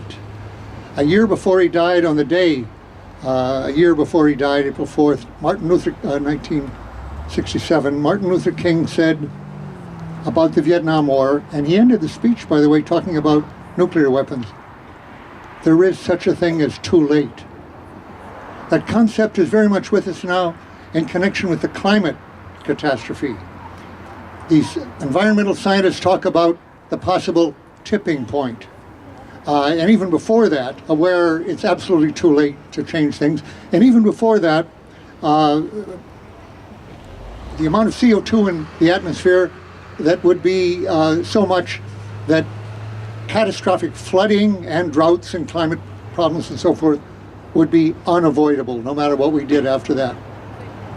It's not quite clear when either of those points is to be reached. Probably in the New York Times today, giving a whole section to an article on climate catastrophe, the way that the New Yorker gave a whole section on August of 1945 to John Hersey's Hiroshima. starts in the first paragraph. As I read it, my wife made me look at it while the car was waiting for me to come here. If I read it correctly, it says it really is too late now to avoid quite catastrophic, disastrous change here in the way of water level rise and others. Not too late to avoid still more catastrophic change if we change quickly, which we have not done, and under this administration show no signs of doing. I often think of and then the quote of the tipping point where things really get out of control, and we don't know exactly where that is. Have we passed it? We don't really know. I'm going to say it again, but I'll say it now. I call on all of us to act as if we still have time to change this. We don't know otherwise. It's impossible to say that it's too late at any given point. And to show what that means, I often think of the experience of the Titanic. Was it too late for the Titanic to survive when it set out from Southampton, was it? Hardly. In fact, at that point, the captain of the ship had given an interview recently that a modern ship could not go down. Is this okay? Can you hear me? This mic is recording. Through this mic. Small mic that's attached to the stand. Oh, okay, I didn't even see that. Okay, thank you. Sorry. Okay, no, they didn't even think it was possible. It was impossible. Some people thought that it would go down. That was wrong, obviously. Days into the voyage, on the day, its last day on the voyage, they got 6 warnings of ice ahead. Almost every other ship in the vicinity, and there were many of them, heeded those warnings by going further south, away from a greater concentration of ice than had ever been seen in April before. So they went south to miss that. Others, later in the day, in the face of the ice warnings, actually stopped dead in their tracks, and some went very slowly ahead, so they'd be sure to see them. The Titanic on its maiden voyage did none of those, because Bruce Ismay, the owner of the line who was on the ship for the maiden voyage, was determined not just to make the schedule, but to break the schedule, to get to New York ahead of time, and thus advertise that this was not only the most luxurious and largest ship of its time ever, but the fastest. Something, by the way, it had not advertised, had not sold it on that point. But he was going to surprise people that it was fastest, and that made it, it contradicted the idea of going south, which would have slowed the course, or slowing course, let alone stopping. So it went ahead after getting, at the time that it was getting a final signal that there was an iceberg straight ahead. The ship had 1 minute at that point, but it was going at full speed. 2 knots short of full speed, actually. The only ship in the ocean that night that was moving ahead toward that ice with full speed, thanks to the influence on the presence of the owner, Bruce Ismay. They still had a minute, and interestingly, that would have been enough time to miss the iceberg. It's never been fully explained why the first 30 seconds or so of that minute were not spent in turning away from the iceberg. In fact, one story I just read, rereading it, was that the helmsman had turned the course the wrong way at first and had to correct it. Another one, that at some point they didn't change course beyond what they had in thinking that they were going to avoid it. But physically, engineering terms, they could have avoided it at that point. If they had gone straight ahead into the iceberg, a couple of compartments would have flooded, but the ship would not have sunk. It took 5 compartments flooding for the ship to sink. It would have crushed those first 2 compartments had they not swerved, and not quite fast enough to miss the ship, miss the iceberg. So it did have a chance there. Actually, I just read another ship, a large ship, almost as large, had rammed right into an iceberg just months before and had survived. What it did then was to try to turn, scraped the iceberg, and because of low quality rivets and low quality steel to save money that they had on the thing, pressing it, buckled to the iceberg and opened 5 compartments. 4 could survive. With 5, it was now going down. So 1 minute after seeing the iceberg, 1 minute after, it was too late. And nothing they could do then would keep that ship from going down. But up till that point, a first engineer or the second in command on the ship who had heard the ice warnings could have said, ignore Ismay's interests here. You must move south, you must slow, you must stop, you must do what all the other ships did. Do not go straight ahead at full speed into that ice. And had they in effect mutinied or used ultimate authority there to contradict the word capitalist has been used here, but the capitalist interests that kept it going, the ship would have survived. And the 1,000 people who went down with it when it went down would have survived. The people who jumped into the water all died within minutes from hypothermia. And the people in the lifeboats filled only half. Many of the lifeboats were only half full because they hadn't practiced it enough, thinking there was no danger, not worrying about it. And there weren't enough lifeboats on the ship for everybody, on the assumption that the ship would, if anything happened of a problem, they would have plenty of time to move everyone back and forth between them and another ship. So all these choices had been made over a period of time, not to have enough lifeboats, in order, by the way, to create space for the first-class passengers to have patios to look on, to sell them at very high rates for the first-class passengers, instead of having lifeboats on those spaces. So all these decisions had been made one after another over a period of years in designing this, and finally, as I say, it was not really too late until the ship had hit the iceberg. Have we hit the iceberg on climate? No one knows. No scientist purports to be able to say whether or not it is, in fact, too late at this point. On August 9th, a plane went over toward Kokura, Japan, as its first target. Hiroshima had been hit on the 6th. Its secondary target was Nagasaki.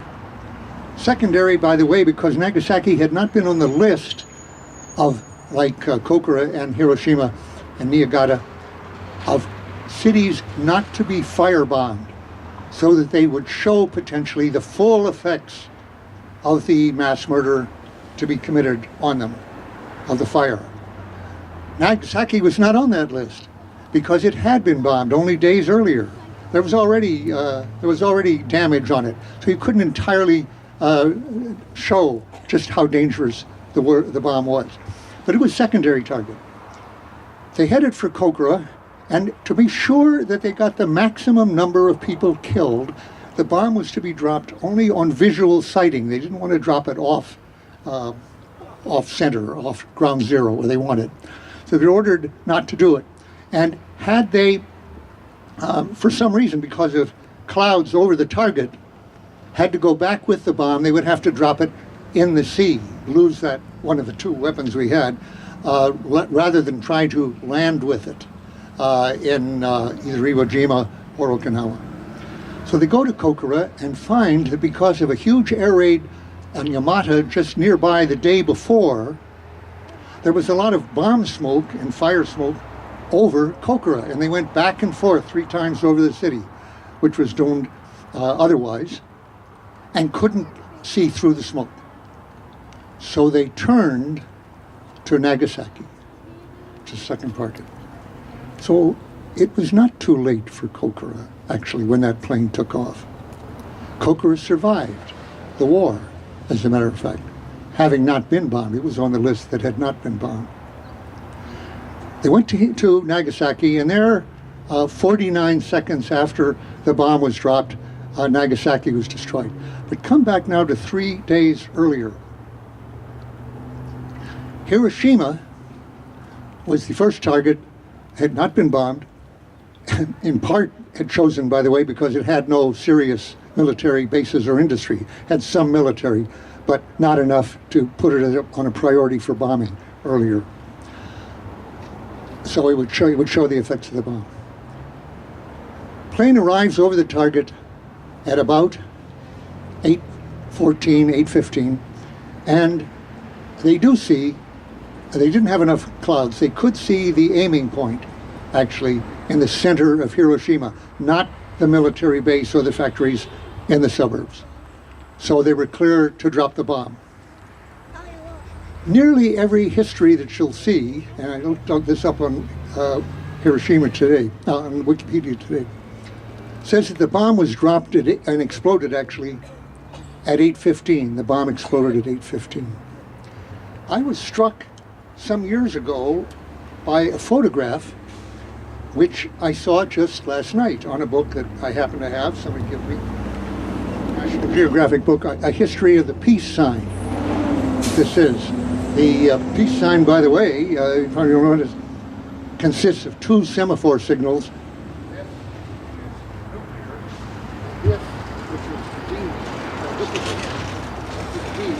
It stands for nuclear disarmament. It was made for the Aldermaston March by the Committee for Nuclear Disarmament in England. So there's a book on this. I just lost the space. Can you hear me? Well, I had it opened, and unfortunately, it has a picture of the very specific Hiroshima watch that I had seen earlier. There's a whole lot of them, and they all stopped at the same time, although they weren't all set at exactly the same time.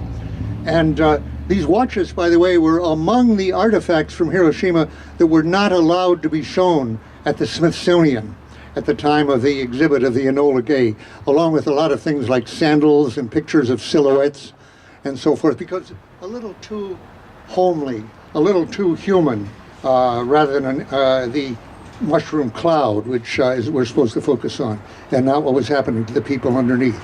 Okay, this is a picture of a watch which I can't find. I'll just describe it to you. When I saw it, if you look at the watches, some of them actually do show 8:15. Apparently they were, to move ahead here, they were set a little fast, or slow actually.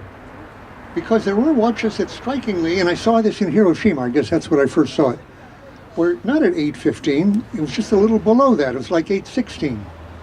Seemed odd. A lot of 8:16s, and that's what this picture shows. I finally found out, and some of you have heard me say this before, what that had to do with. The bomb was dropped by parachute so as to save the life of the crew in the plane, that they would not be destroyed by the blast themselves. Give them a chance to move away this way, a special maneuver for bombs. Later, with tactical bombs that were where the bomber was closer to the ground, they practiced in what they called a high altitude bomb. The pilot would come in like this and then loft the bomb this way, and the pilot does what used to call an Immelmann turn, move away this way as the bomb is going there, so as to get away from it in fast.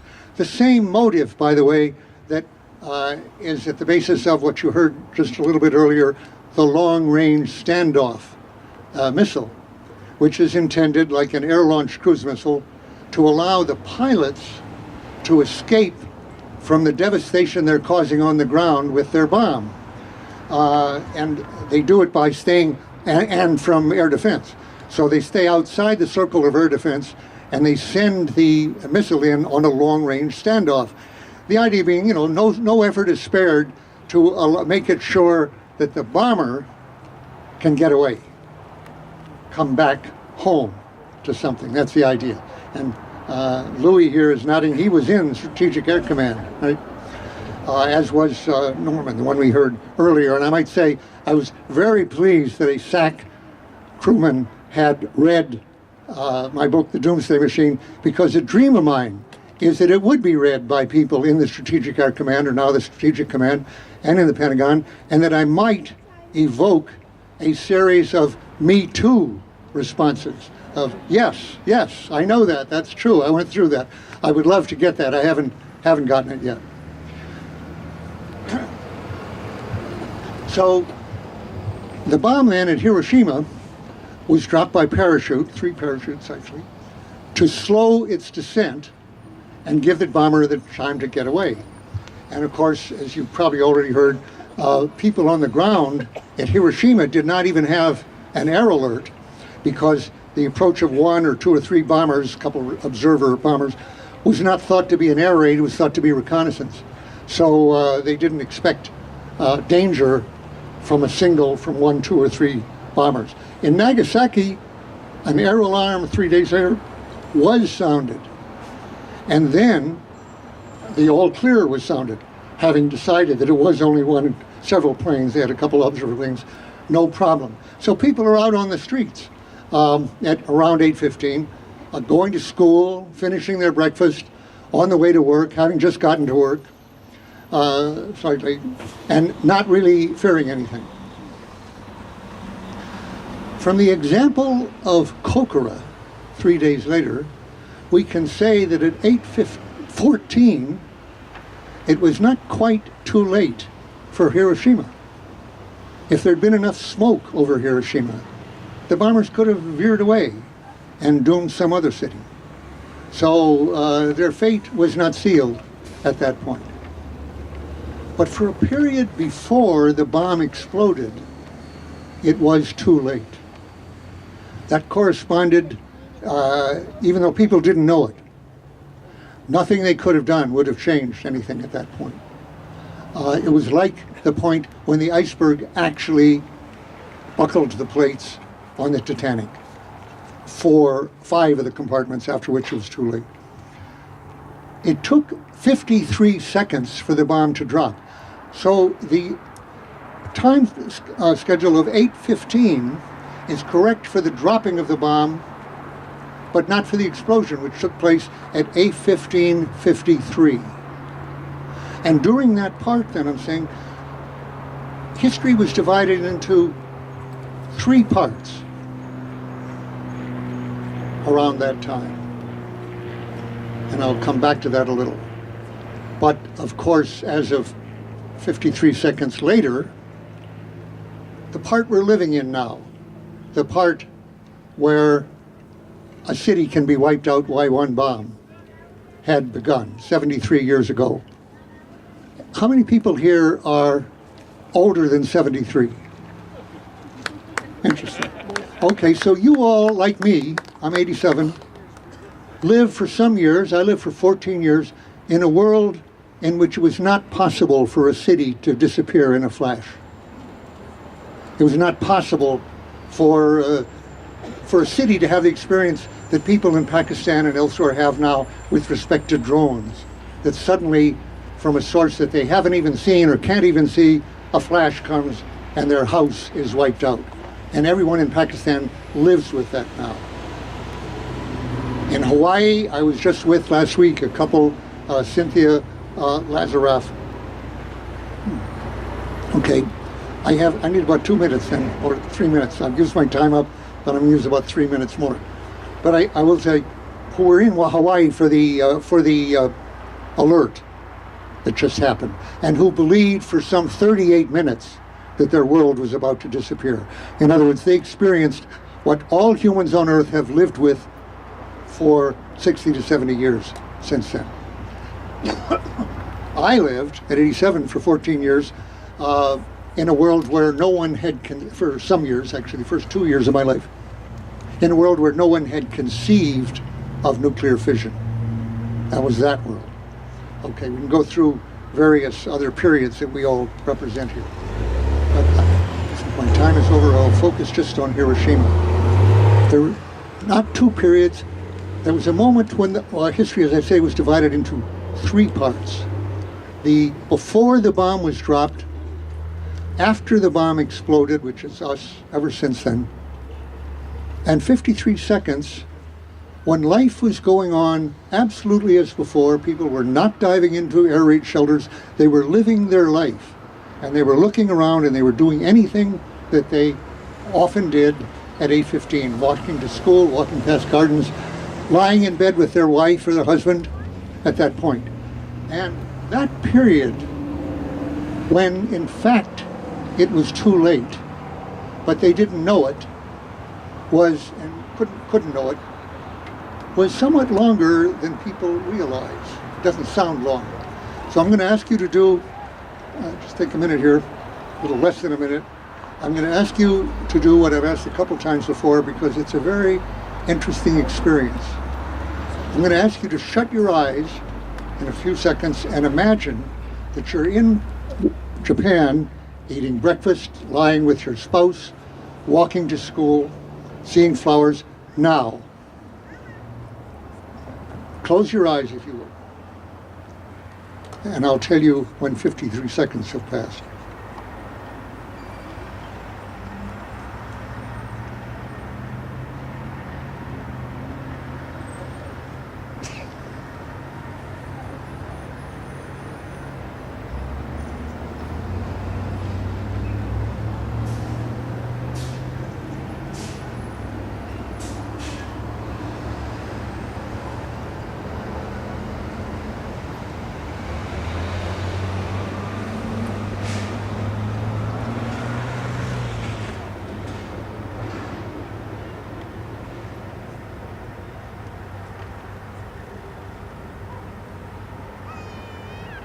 Now,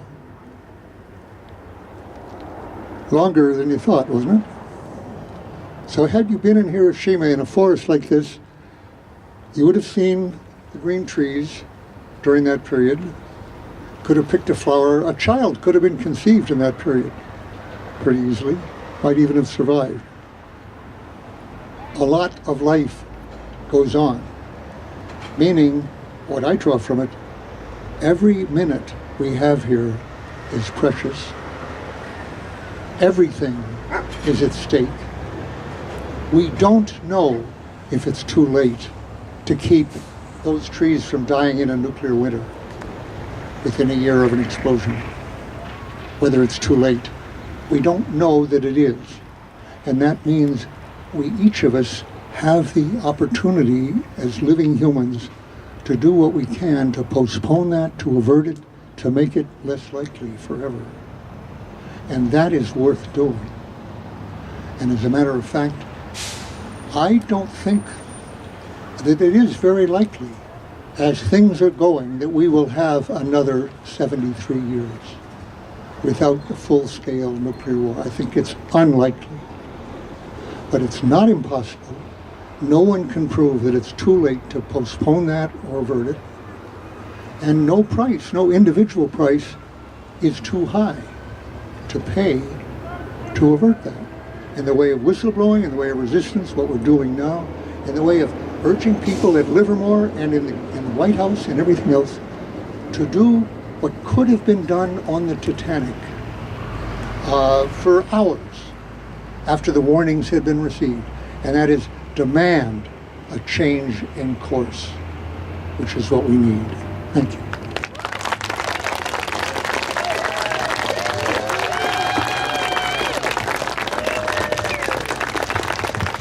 All right. And Ellsberg, thank you. Thank you, Dan.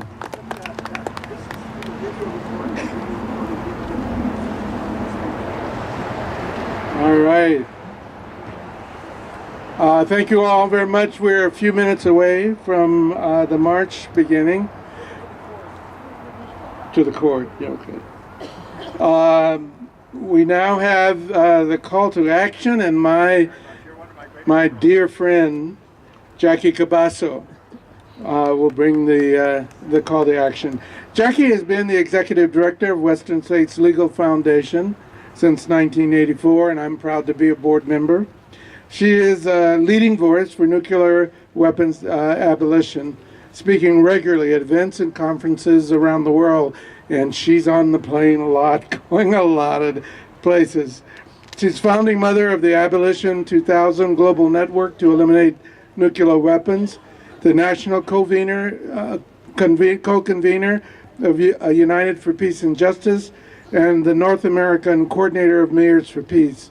She participated in the 2017 negotiations at the UN on the Treaty on the Prohibition of Nuclear Weapons. Jackie Cabasso.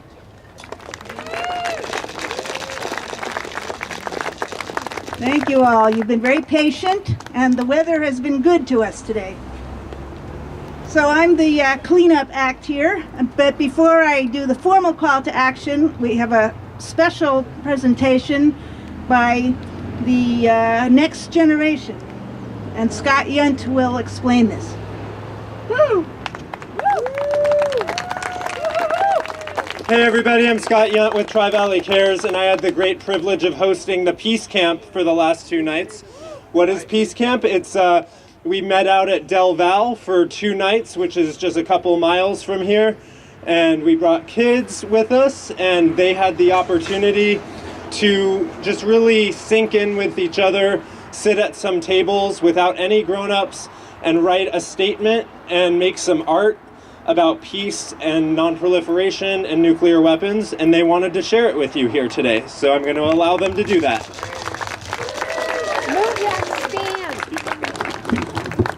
Yeah, okay, it's working. Should we start? Yes. Okay. We need to protect the future of all children. The life of all children depends on Mother Earth. However, Mother Earth is being bombed. And that's why we say never again.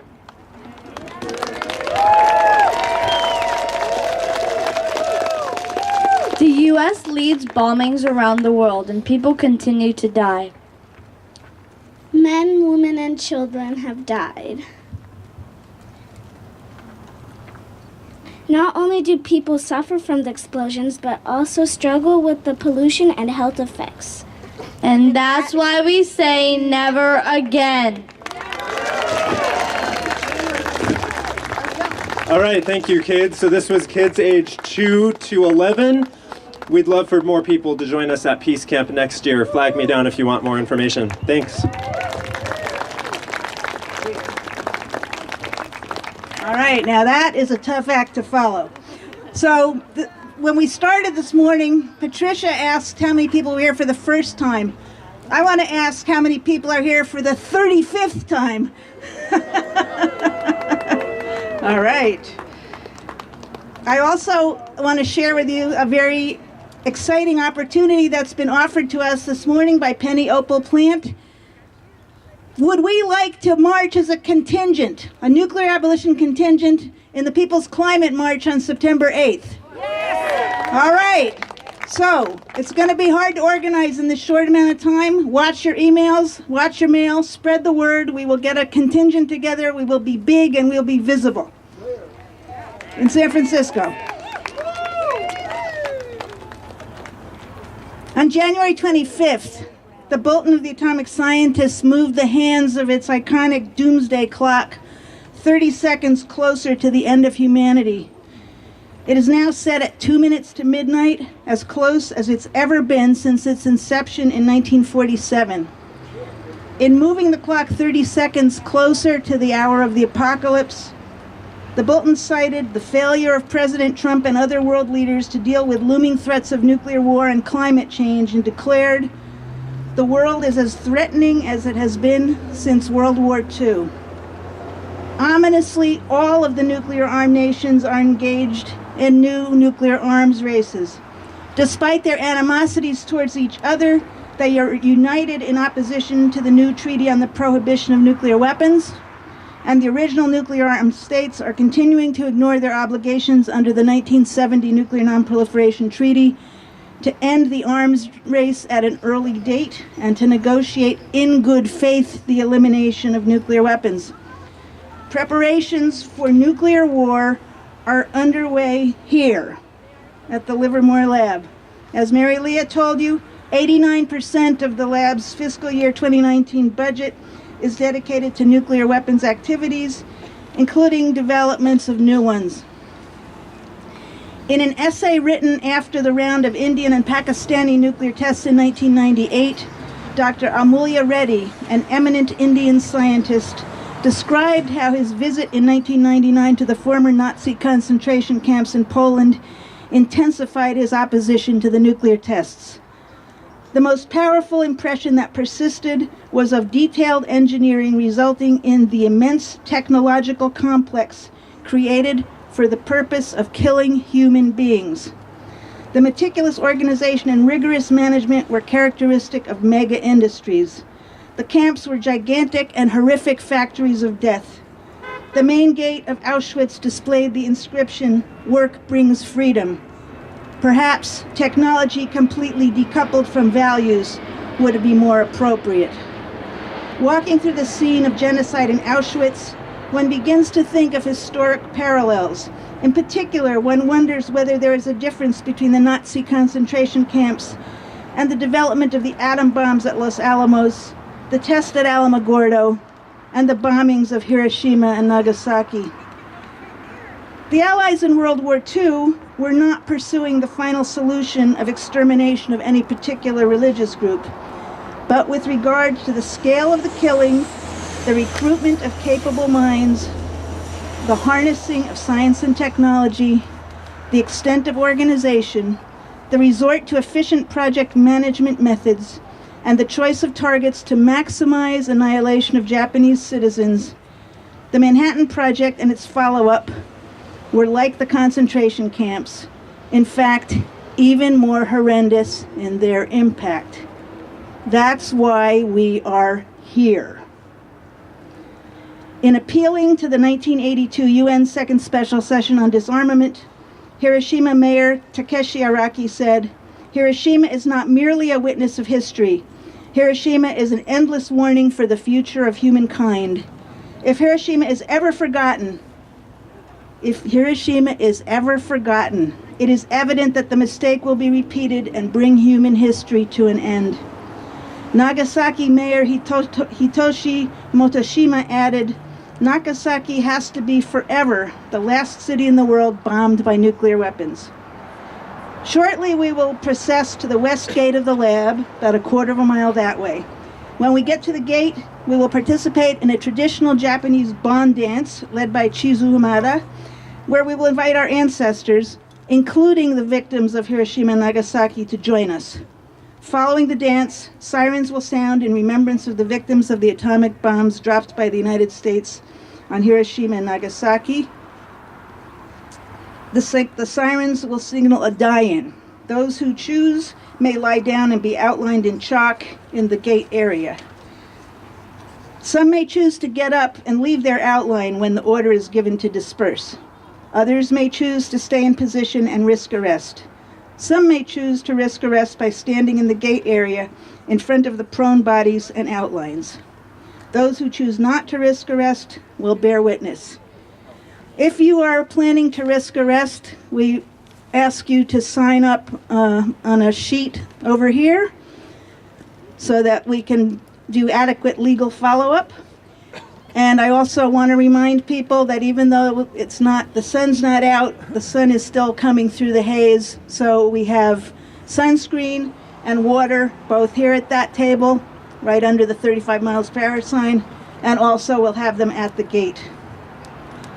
The chalk outlines that we will briefly leave behind today are a solemn reminder of the shadows of human beings vaporized by atomic bombs 73 years ago that still haunt the walls and sidewalks of Hiroshima and Nagasaki.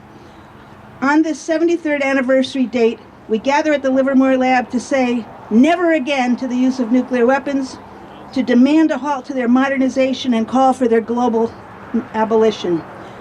But in this time of multiple global crises, our work for the elimination of nuclear weapons takes place in a broader framework, taking into account the interface between nuclear and conventional weapons and militarism in general, the humanitarian and long-term environmental consequences of nuclear war, and the fundamental incompatibility of nuclear weapons with democracy, the rule of law, and human well-being.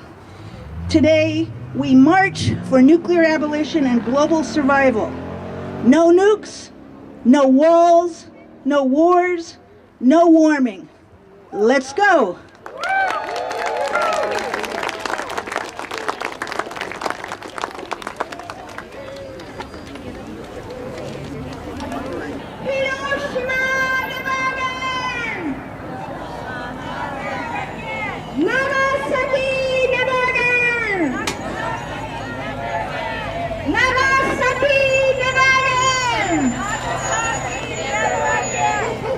No!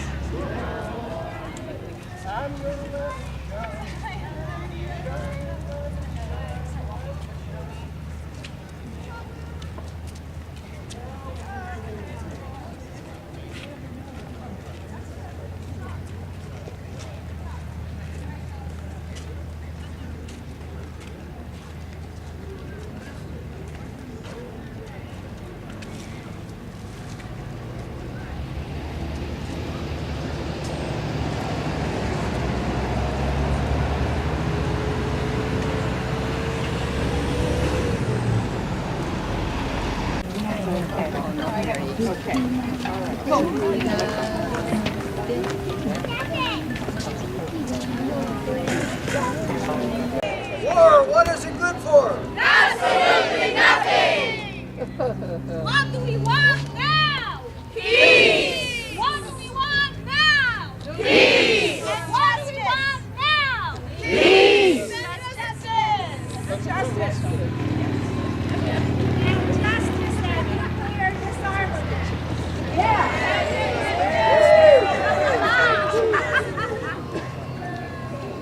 Martin Luther King, I have a dream. Shout and sing. Let freedom ring. Yeah. I know you made it up, didn't you? No, I made you champ. All right. And the next part of our program, Chizu Hamada from No Nukes Action is going to explain the bond dance, and then all ages, all levels of gracefulness, including me who is not graceful, are invited to participate in the dance. Konnichiwa! Hello! Hello! So, bond dance, once in a year, our dead ancestor coming back to the earth, to the relative and to the friend, so that the 1 week family have together with dead ancestor. We eat, feast, we dance, bond dance, then we send them back for peace. So let's start. I wanna first instruct. Let's make the when we start maybe two double circles, and then so many dances, but this is a called miners dance. It's workers dance. So we're gonna have shovel. Pretend you have shovel. The first we're gonna start from clapping. This is a very special clapping first. One more time. One more time. Okay, let's have a shovel. From the right, we dig twice. Dig, dig, left, dig, dig. And we carry the shovel, right shoulder and left shoulder. Each time you go forward one step. Carry it, carry it. Then we're gonna see the beautiful moon. You're gonna go back to the left. See the moon. See the moon.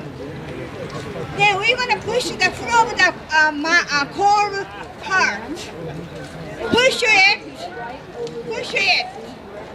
And like this. And then, repeat again. We will start from top. Then, dig, dig, dig again. Carry it, carry it.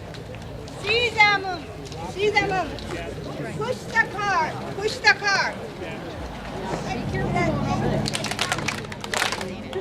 One more time. 주셔야 것 같아. Dig, dig, dig again. Carry it, carry it. See them, see them. Push the car, push the car. I am Barry. Oh, Barry, thank you. Just repeat up with this. So let's do. Make a circle. Then the sub-teachers will come to the very center. Circle.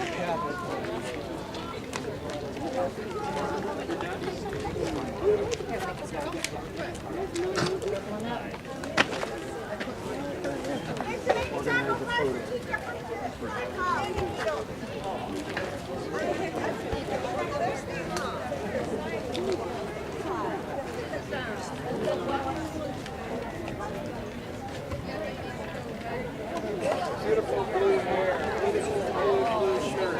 There you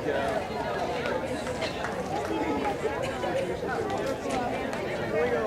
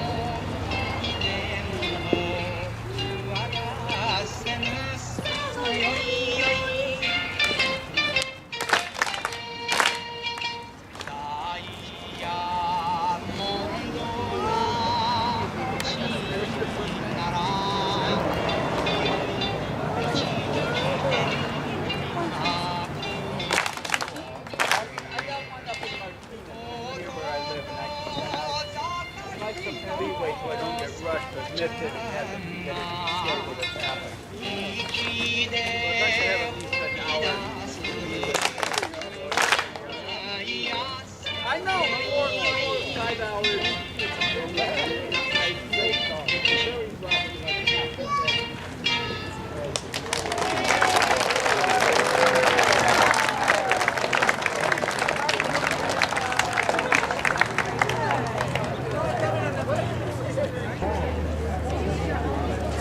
Chizu has explained, we've called in the ancestors, and we've invited those in Hiroshima and Nagasaki who wish to come to be with us here, now, today. And many of us are wearing the names of someone who perished in Hiroshima or Nagasaki. For those who choose, and please know your own condition and know what's right for you. For those who choose, we will sound the siren. You may, in solidarity and in commemoration of those who died, lie on the ground. Some of us will come and chalk your bodies. The chalk is a solemn reminder of the fact that there were bodies that were smudged. This is completely legal until the security comes out and the police come out with an order to disperse. At that time, you may choose to risk arrest, or you may come back to the grass area or the sidewalk area. So let us take a few seconds to think solemnly of that day. As Daniel said, at this moment, people are going about their daily life.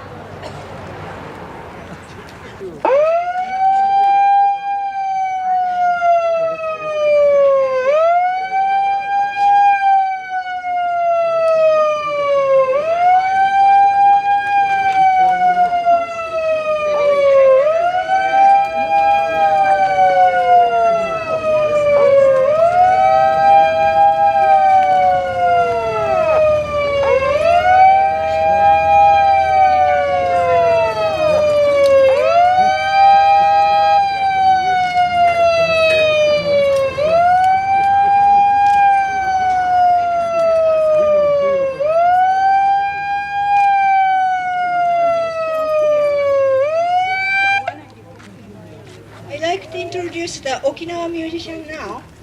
The three people are here. The Okinawa is the, as you know, the U.S. military base.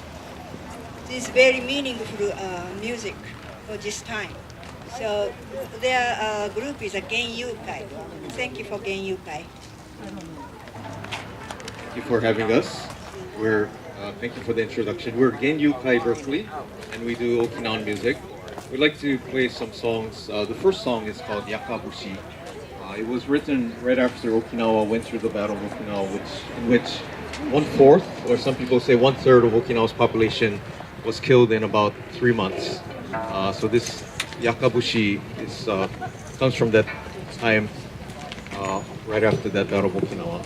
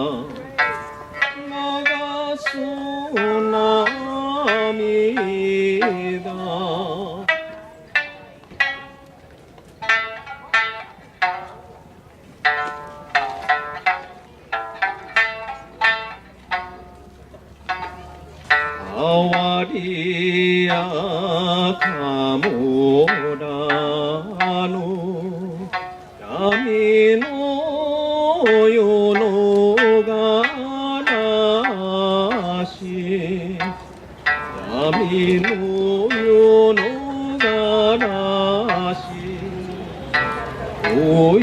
うらんわみのなかんうちょみなかんうちょみ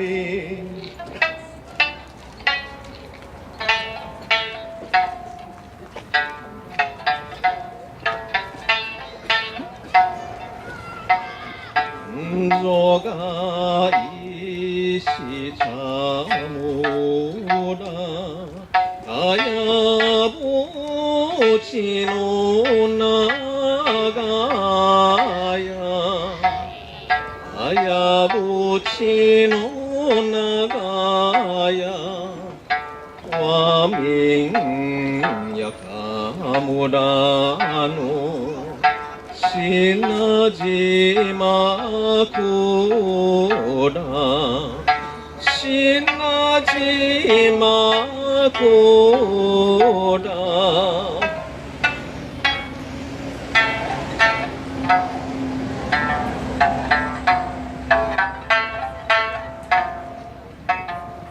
心におろ資本入りタバコ資本入りタバコしさや父に長ち調査長ち調査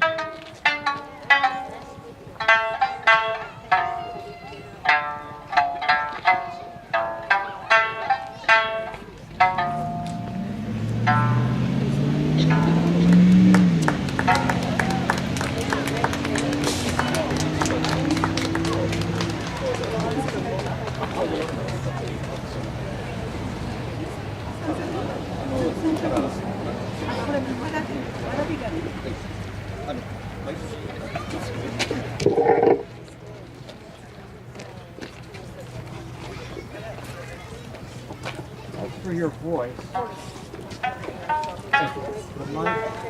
The mic is useful for the instrument.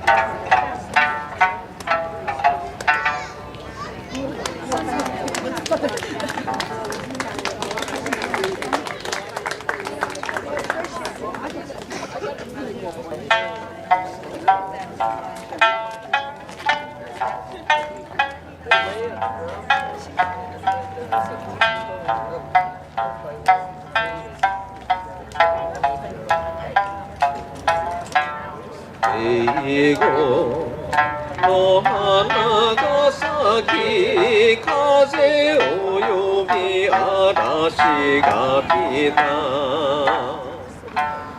英語が咲き乱れ風を呼び嵐が来た繰り返そこの哀れ島渡る波のごと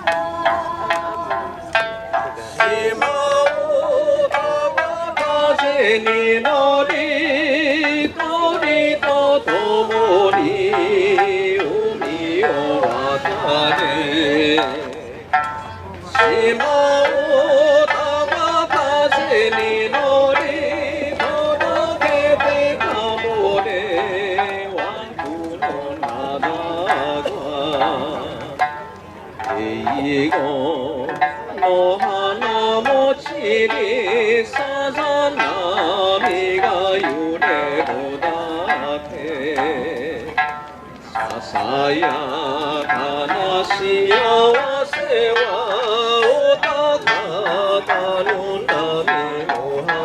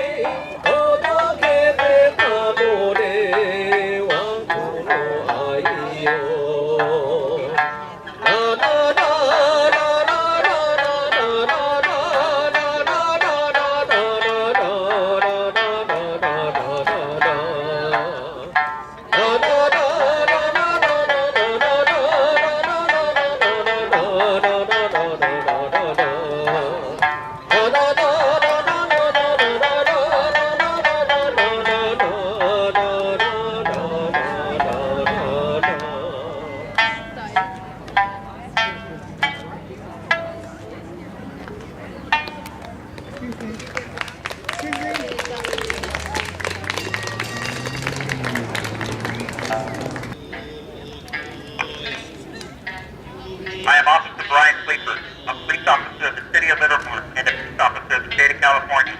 I hereby inform you that you are in violation of state and city laws and that this is an unlawful assembly. In the name of the people of the State of California, I order you to disperse. Failure to disperse will mean you are subject to arrest.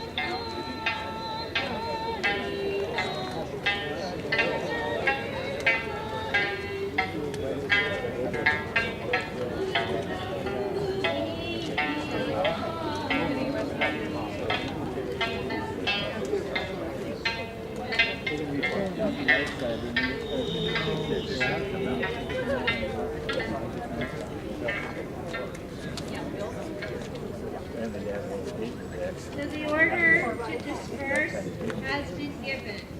If you are choosing to risk arrest, you may stay in your shadow or you may go to the gate. If you are not choosing to risk arrest, you should move to the side. And our thanks to those who are here to support, and our special thanks to those who are risking arrest.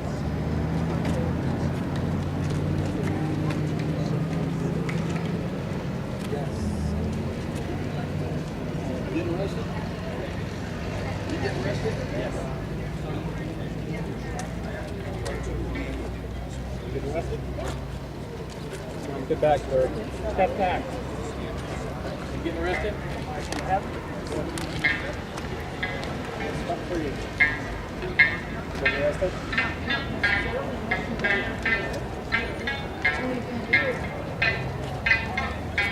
Wait a minute.